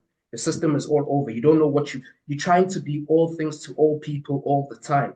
Like you can't be Uput Matlisa in the club throwing all the stacks, getting all the hands, and also be the father that's loved and appreciated and rated in 20 years to your kids. You cannot be everything all the time. You can only be one thing. You can focus on one thing. And even though I rock with the boy more than Kendrick, but when Kendrick was like, there was a boy, I think it was in either Euphoria or something, but he's like, I'm trying to raise my son. I know you know nothing about that. The boy, Six God, is amazing, bro. Hitmaker, top thing, but can you be all those things and also be home and present for your family? I don't know. You gotta travel and do a show here. You gotta travel do this. Sure, your And your your yeah. kids are gonna be taken care of financially, but you as a person who's meant to instill the principles, are you there? So we can't be all things to all people at all times. Choose what you want, go after it. All the things that are unnecessary, remove them from the priority list. Things become a lot more simple. Bruh. And I just want to end all of this off by saying, don't be Harry Kane in the 2019 Champions League final. Yes, you are prolific. Yes, you are the captain. Yes, you are the leader. But then you are slightly injured. You can't perform at 100%. Let Lucas Moura, who scored the hat trick in the semi-final, start in the final, and then let him run on that momentum. If you still have the legs to come on in the 60th or 70th minutes, sure, showcase. But don't now jump for glory just because, or don't now chase glory because you think, no, I have to get this trophy. You already did the work. Now let the people who are on form do what you need to do, or let the other things in your life, or build the things in your life in order to propel you forward, even if you're not at 100%. In short, do the things for the pots to be done. Facts. But yo, moving on to Bro, yeah. speaking of Harry Kane, bro, I have to run it back. Everyone knows, man, for the longest of times, I'm not a fan of Harry Kane. For me, it's always been Lewandowski over Kane, and I still think it's Lewandowski over Kane, but Kane is cooking, bro. What he did this week in the Champions League and what he's been doing in the league, Harry Kane is cooking. Bruh, Harry Kane is cooking. I told you a while ago, like years ago, that no, bruh, whether you like him or not, he still does his job, which is score. That's all he needs to do. It doesn't matter if he's not in the box when they need him, like I said last week and all that shit, but what he'll do is he'll find the nets, because that's what he does. Bro, and the build up, like this man is so different. Like the goal, and what I love, bro, but people love to underrate Bayern. Yeah. Farmers League, yeah. You couldn't do it in a better league, yeah. Bro, this is one of the greatest teams of all time. It's only Madrid. Madrid is on a class of its own. The next level is probably Barca, Bayern. I'd say maybe Liverpool. The one that I put an asterisk on is probably Milan and United. Those niggas are big guys, but they're on the next tier because they've been asleep for too long. But True. Bayern is on that rank. Yes, we fall asleep and we do weird things at times, but we're still one of those niggas. So when we see a performance like that, where everyone's like, Leverkusen, Bayern's washed. Bro, I love it. Write us off because what a brilliant performance. That could have been 5-0. That was actually supposed to be a 5-0 game. There was one way Musiala flicked the ball over Hermoso's head is ridiculous, placed it to the man. The man opened goals, blasted over the net. There's one Leroy Sané cooked the whole team, went one-on-one, skied it. But it's just what a performance, man.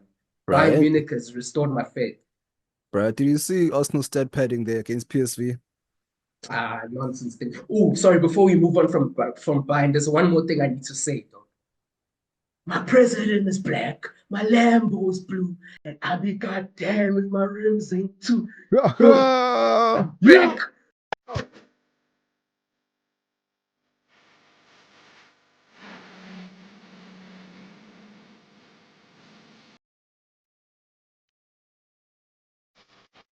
Black president, bro. Come, bro. I'm never, like, probably Frank Rijkaard in like the early 2000s with Barcelona is the only other black coach. But we need to take a moment and understand how huge this is. This guy, like at the beginning of the season, I thought, bro, Nepo Baby, whose nude does company have, bro? Mega Man is moving from relegating Burnley to Bayern Munich. What on earth? No, man. But it's literally the same thing as what Ancelotti did. He wasn't getting relegated with Everton, but he was just doing that just for the sake of getting his stripes up. Even though he already had it, he was just keeping busy. Now, when I actually have the tools and resources I need, then he's gonna cook. That's simple, bro. And a black man. This is not, and he's not that like mix kind of thing where the hair is funny, whatever. That's a nigga. Congo, bro. My man is from Congo, bro. Bruh. And also like Bayern Munich. And also when he took the job, I'm sure he thought, hey, if I lose one game, the racism's gonna get crazy. But he stuck to his shit and he stayed and he started cooking more. Doubled down. Musiala was looking to leave. Alphonso Davies was looking to leave. Kimmich was looking to leave. This man came in, started cooking. Everyone's like, nah, man, give me that max contract. I'm staying. I'm not going anywhere. Bruh. This black president is doing something. Bruh, do you think Harry Kane unlocks the defense with his nose when he trips and falls in the box and just Bruh, that man's nose is pointy as shit. But bruh, like as I was saying, Arsenal stat padding, like I don't know, like the hate watching Arsenal is funny. And it's even funny when they win. Because it's like you're clocking PSV 7-1. That's fine. But who are you gonna verse next? Is it Inter? Is it Bayern? Is it Madrid? Bruh, I hope they get Madrid. Oh my gosh. I pray they get Madrid. Real Madrid. You know what Arsenal reminds me of the fat chick who thinks she's a baddie just because she has a big bum and big tits. Damn. And she wears that clothing that squeeze her. Like, you know that ham that's wrapped around in ropes at the store. Yeah. Man, yeah. You have all this confidence, but where does it come from? Because let's actually look, Arsenal, they like to talk this big game, like, we can get any player. We are bro, all they are bridesmaids. Damn. They walk the bride down the aisle and they never get married. Damn. They're always at the wedding trying to catch the bouquet every year, but they never get any proposals. Make it stop. Always coming second, always coming third. And then at the the Wenger years, bro, they were fourth forever. And when last They did never when last did they win a trophy? a serious trophy was 20 years ago, like that the Invincibles thing in 2004, 21 years ago. Because of Since then, Henry. it's just been Henry, yes. Since then, it's just been FA Cups. Arsenal is just a glorified Tottenham with red on the shirts instead of on the shorts, or Yeah. white on the shirt on the sleeves instead of on the chest. It's Tottenham with a couple of FA Cups. That's all it is. Bruh, Arsenal is FA Cucks. Bruh, it's crazy. Like, I shame, like, but you're right. You asked a valid question as to where the hell does this confidence come from if you haven't even won anything? So just because you won simultaneous games in a row, you're now saying, okay, sure, we're there, and then you start losing most random games, and then you start flopping and doing what Arsenal always does, of course. But sure, celebrate your PSV win, or maybe even second leg, you'll go ahead and run it back. But after that, then it gets real for you. Because niggas like Real Madrid, Atletico Madrid is not a difficult, I mean, it's not an easy team to beat. Those niggas will get it out the mud if they have to. Those niggas will chop your leg if they have to. Exactly. And the thing is, man, when we look at, one thing I've noticed about football sometimes is marketing. But the problem with when you over-market yourself, you don't understand how you actually perform on the market. Arsenal are one of those teams that just blow smoke. City, for the longest of times, have been one of those teams that just blow smoke, up until they actually did the treble in 2023. Now they're valid. You can say, okay, there's something to them. But City, for 2023, we can go back 10 years to about 2013, 2014. They've always been in the conversation of being favorites year after year after year after year. They get cooked by Monaco one year, then they get cooked by a Liverpool that was limping, then they get cooked by weird teams, man. And consistently, they even this year, they were blowing smoke about City. Men went out in the round of 32. The first year where we introduced the round of 32 to the Champions League, that's where they go out. And Arsenal is another one of those teams where they can be on form, doing something in the Premier League. Cool, wow, you win a couple of games. Now they think that, okay, now we the next niggas up. No, you're not. Like, yeah, well, Chelsea. Yeah. All time, Chelsea is better than Arsenal. Two Champions Leagues, not one, two. They beat Madrid. The first one, they beat Barca, Bayern at home. I hate that I have to say that with my mouth, but that was some real shit. You beat Barcelona. Then you beat Bayern Munich. Exactly. Then the other second one, time round was Madrid, you do PSG, Madrid, and City in the final. City. Yeah. Bro, they win ugly. They weren't the best team on the day. We don't care, but the trophy is in the cabinets. Arsenal, their cabinets is dust. Exactly. But you see a team that's been surprising me this season is still Barca, bro. Like, I don't get it. It's like, wait, okay, no, not that I don't get it. Ulo Flick, is it Hansi Flick that's at Barca, ne?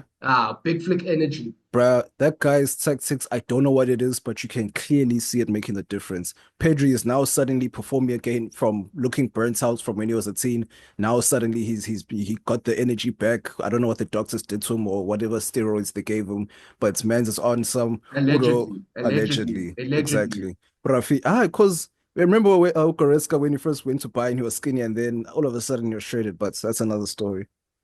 Bro, I'm telling you, bro, it's that Bratwurst, the German beer, and those pretzels, bro. Those are high in protein. That's all I'm gonna say. Even Coutinho hey, dog, got yoked. buff, got yoked. Ha, bro, it was crazy. But bro, niggas like Rafinha, I know, like everyone knew that he was a talent, but now he's actually taking it on, and they gave him the armband because maybe he does have his leadership qualities. But man's is cooking like a motherfucker. Already, you have your striker cooking. Now you have your wingers cooking. Yamal only came in because Ferran Torres was retired, was injured. Started cooking. Torres said, "Oh shit, my plate is about to get chowed." Starts cooking as a sub, as a super sub. Bruh, Barca's doing something else. Bro, it's crazy when my friend, the Somalians with the puffy hair, my friend is cooking football. Bro, Yamal, I look at him, bro, and I want to order Baba. I want to order a Russian over a counter with the ball. Bro, I want to get to Saudi and I'm a snapper and Pringles. Yo, dog. Yo, man. Like, and it's not even the Pringles that come in the tin. It's the Pringles that are wrapped around in that see-through paper. Damn. Exactly. Yo, bro, these niggas, bro, they're cooking like, bro. I've never. Okay, yeah, man. I'm kind of getting tired of the It's not Tarrabona, it's the Trivela pass. It's like, okay, we know you've been practicing it, and fine, continue, but add a dynamic to your game where, yes, he's in the assists a lot, and that's good for a winger, but add a dynamic where you can carry a team without just looking selfish. I'm not saying he is, but I'm just saying that's what I would like him to see as someone who just, or that's what I'd like to see from him as someone who's watching Barca and stuff, because Rafinha is still holding it down. But I don't know how Flick made everything work. De Jong is still there after pouting about leaving and all that shit. So like niggas are, bruh, even Chesney, is it Chesney that's at Barca? Chesney, yeah. Bruh. He was a bit shaky a little bit from time to time, but because he retired and then he He brought him hasn't. back somehow. Yeah, But yeah. man started doing his work because Ter Stegen is injured, I think, or wherever he is. So it's like, Yeah, Ter bruh, Stegen's injured. yeah. Mm. Nah, facts, facts. But the thing is with Barca, bro, one thing I'll say, and I've said it throughout, Hansi Flick, amazing coach, but the man plays balls to the walls football. It's all or nothing. And the problem with Barcelona, man, is that that high line can get you really hurt, really exploited. And same thing that happened with Bayern. The first season when we were doing it, bro, we won that treble off of the skin of our teeth. So many times Manuel Neuer had to he wasn't even in the box where he was stopping those shots. Man was slide tackling niggas running at him. Wasn't even making saves like that because the gaps were so open. Even when we played Barcelona, granted, they cooked us 4-1. But if you watch the highlights, it could have been 4-1 either way. Could have been 3-2, 3-4, 3-1. Bro, the way we were so open at the back and they were so open, bro, it was just shoot them. Shoot him, shoot him. No one's bringing a bulletproof, no one's ducking for cover. You know those old Western shootouts where niggas would just pull Yeah. the gun from the hip. It was exactly that. We just happened to miss. They hit us all 4 times. And my thing is that throughout the season, a number of teams who can absorb the pressure and then hit them on the counter have cooked them. Espanyol, I Yeah. believe, cooked them. Osasuna cooked them. I remember seeing our nigga Brian Zaragoza, who's on loan there, he cooked them. He put Kunde on his ass twice, and then it was a messy thing. So I'm saying that, sure, boss is going to cook. But when you find a team that can hold that pressure and come back on you, it's going to be scary things. And that's what happened to Flick at Bayern as well. The first season, where niggas didn't know what is this black juju that this man is doing. We smacked everyone around. Chelsea smacked them around. Tottenham Hotspur smacked them around. Barcelona, everyone. But when niggas started catching on to what this man was doing, it was over. Then he Bruh, had to like leave straight after.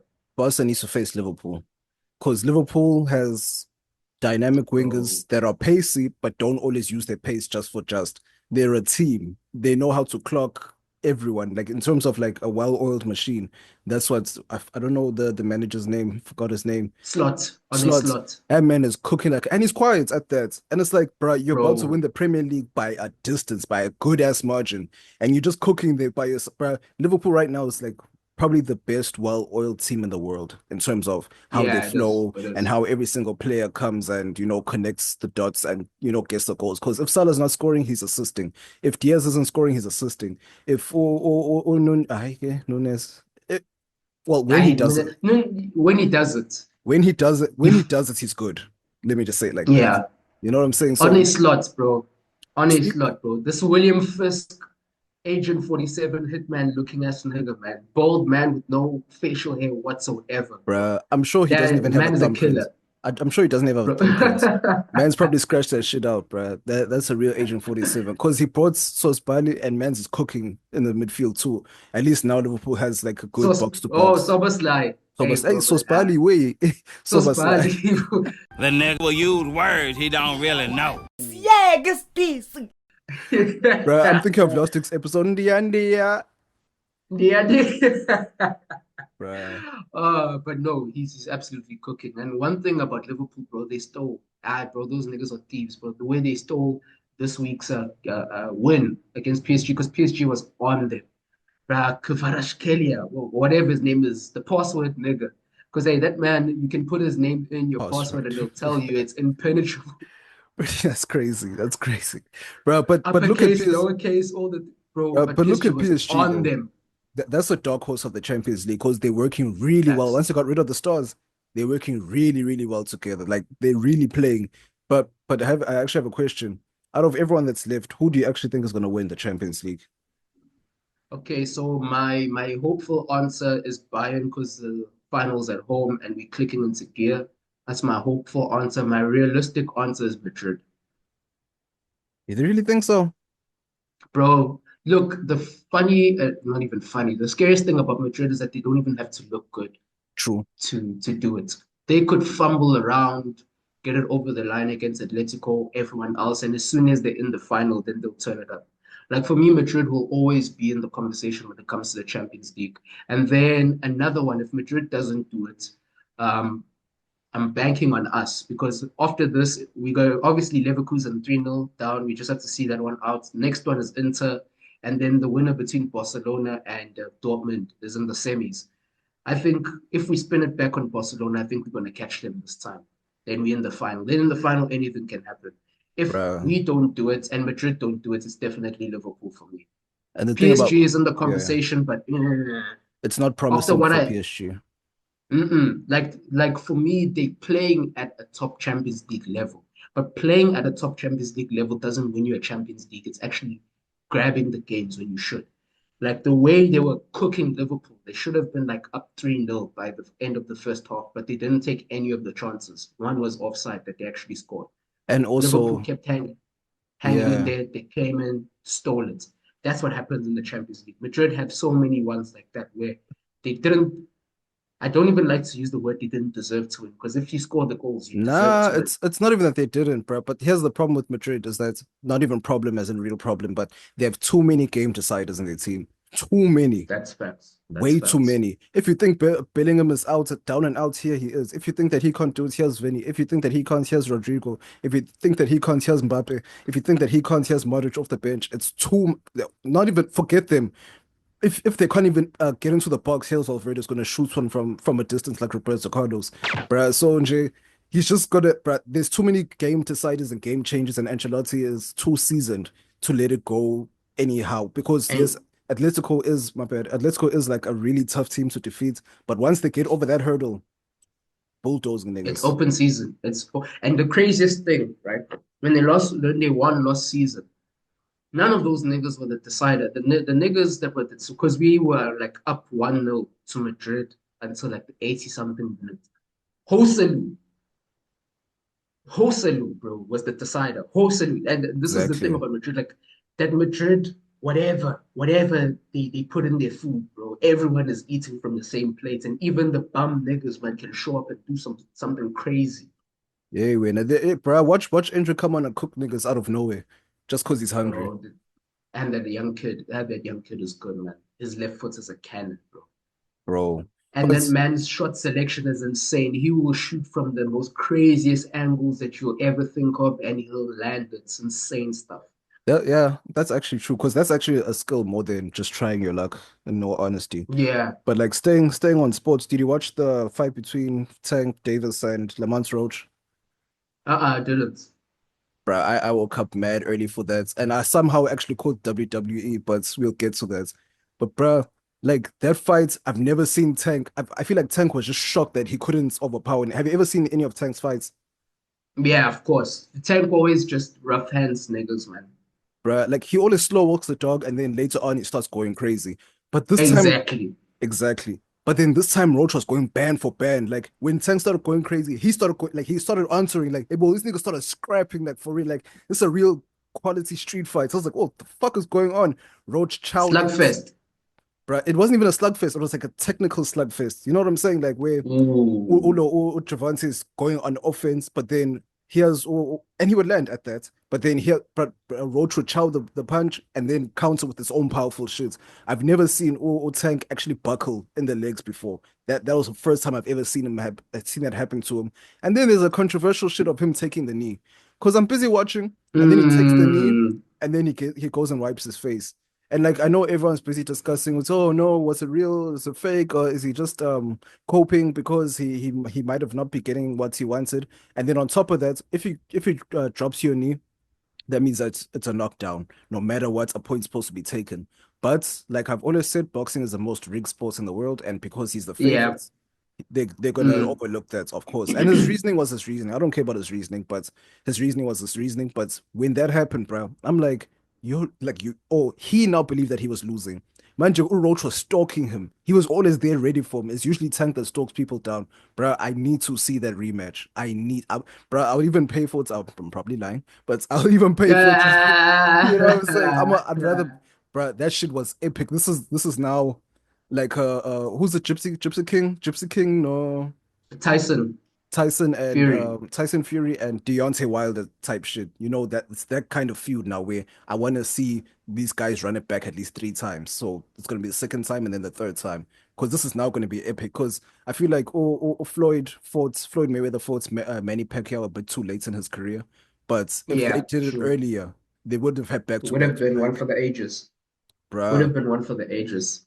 bruh. It's But like De La Hoya, and that other, I forgot that guy, that Panamanian gangster nigga who was talking about De La Hoya's wife. I remember spanked his wife's ass on the stage. I remember that was a nasty rivalry as well. bruh, but at the same time, that's WWE. And also just to transition into WWE, bruh. Because I was watching, or I watched it by mistake. I was like, okay, while I wait for the fights, let me watch Elimination Chamber.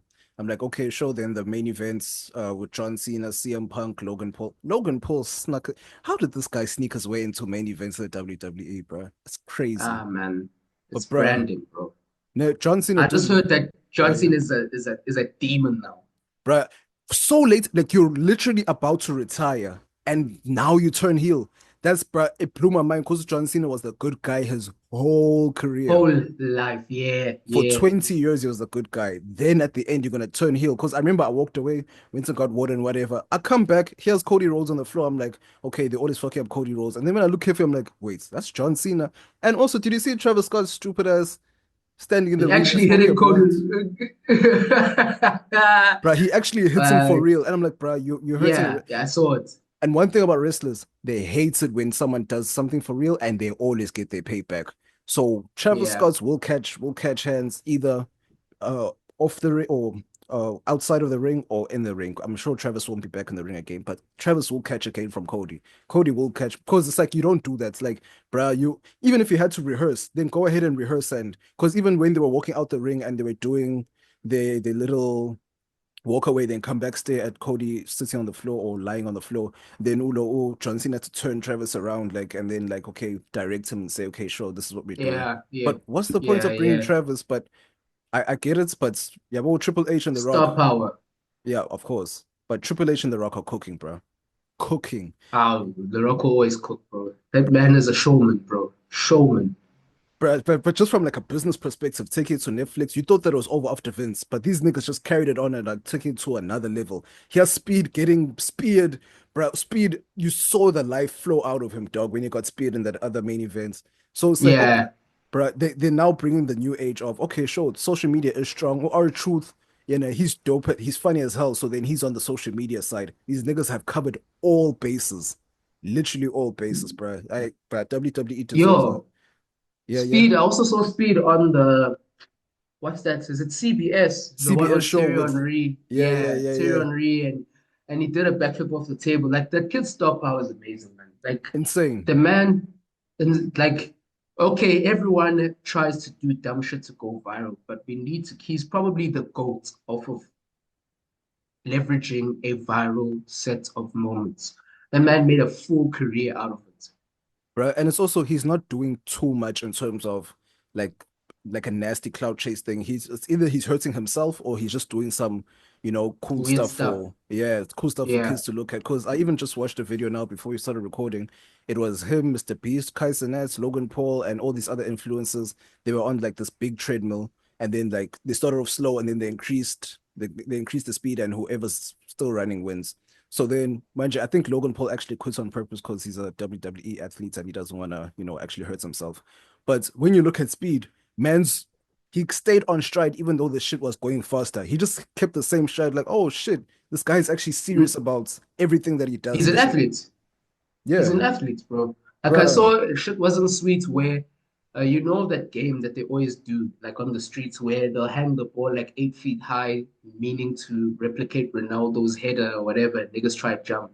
And I saw Speed actually jump and hit the header. I'm like, bro, this guy's a freak athlete. He's a freak athlete. Exactly, bro. It's like, and it also shows that he's taking his craft seriously. He didn't just stay skinny. Man's hit the gym. Yaboji, he's doing everything. Like you could tell the difference between him, who actually like takes training seriously, and it's good for him to have Ronaldo as like a role model type or a sporting role model, because Facts. Ronaldo's mentality is out of this world. You know what I'm saying? Like man still looks great at 40 something. A lot of his Yeah, man. a lot of his age mates can't even say that's like maybe another person who still looks good Look at at that Rooney, age bro. Hey, Rooney Weezy. is younger than him. Weezy baby is younger than him. Bro, Weezy's younger than him. It looks like he just drank, but it's also the Englishman in him. You know what I'm saying? Yeah, man. Fish and chips diet, bro. That thing will kill you. Bro, that's so true, bro. Look at him. And then you look at niggas like Thierry Henry and David Beckham. Still, yeah, but especially Thierry. Thierry doesn't look that different from when he was younger. It's just you can just tell he's older now. But he's still Yeah. in shape, fresh, fresh cuts, or every single time. Never catch him lacking. You've never seen his hairline, in a minute. You know what I'm saying? Like, Yeah, man. That hairline was gone, bro. The hairline, he had a hairline the last time Arsenal won a serious trophy. nah. Facts. Yeah, Facts. I think that's what stressed him out. He saw the future. Mans did the whole Raven shit, and then he saw like, yes, no, yes. Arsenal's gonna be trash. Let me move to Barca. Started stressing, lost his hairline. Yo, dog, yes, yeah. Now that you remind me of Bossa, Henry had star power. Remember that whole Vava Boom? Yeah, yo, bro, I can't even know how you remember that. Dog, I just think of Henry and I remember the Vava Boom with the Renault, whatever. But it's all good, man. But all in all, man, like you were saying, the business acumen of social media niggas these days is amazing. Like The Rock is another one. Man is a showman, showboater of the highest quality. He's a tour guide on a cruise ship. He's trying to showboat. Mm, Right. And this mm. is why I'm glad I'm this age and I'm seeing these things, or I'm glad I'm understanding these things at this age where I'm watching how these guys move, especially when they improve stuff. So now The Rock is now at the top or at the head of WWE, but then he's showing why. Even though he's not wrestling fully anymore, he's showing how he can grab the attention of a crowd, how he can piss niggas off, how he can stay in character, all these different things. It's like, oh, okay, sure. He went and strengthened his acting abilities and put it back into the WWE. Bro, that shit is just amazing to me. How him, Abo Messi, Cristiano, all these guys at the top are proving week in, week out, or month after month that this is why I'm the dopest at what I do. It's quality. Yep. That's why I don't like It's, seeing like fly by night type people. And this is why I'm also an advocate for Abo Speed and Kaisenet and Yabo the whole AMP, because especially with AMP, because with streamers these days it's all about bringing on OnlyFans girls and porn stars and Yabo just thoughts, and like it's boring. But Yabo AMP, the way they move, they actually make content, and now they have like some skin products. They're doing some real shit where they see what's okay, sure, this is real life and entertaining young niggas. Yes, it got us this far, but we need to move forward. We're all getting older. About Duke Dennis is over 30, so they're now moving into, they can do their own shit in their own lanes with quality, then come together and make quality. That's all I want to see, bro. From like entertainers. Yes, streaming isn't most likely for niggas like me or niggas like our around our age, but bruh, don't be have the time for it. bro. I the only stream I've actually ever watched ever on Twitch was the Nicki Minaj and Kaiser stream. So only one I actually watched from start to finish, because I remember I woke up early for some reason and then Nicki was late. I was like, fuck it. And also I wanted to see if Nicki was gonna wild us because Nicki's mean as shit. But I know she kept her shit Bro, together. But yeah, let's nah, wrap man. this Nikki up. beefs with Yeah. Nikki beefs with everyone who has bars and a fat ass. So Dochi better be careful, bro. She's next on the radar. But that's Nicki's son also. The way she raps is also Nicki Minaj way. Yeah, that's true. But anyway, man, enough of speaking of other people's sounds and other people's ways. You were and you are tuned into our way, the most sensational way, the greatest way, in the Let Me Mansplain podcast. And this has been an absolute fucking pleasure with yours truly, the most unruly,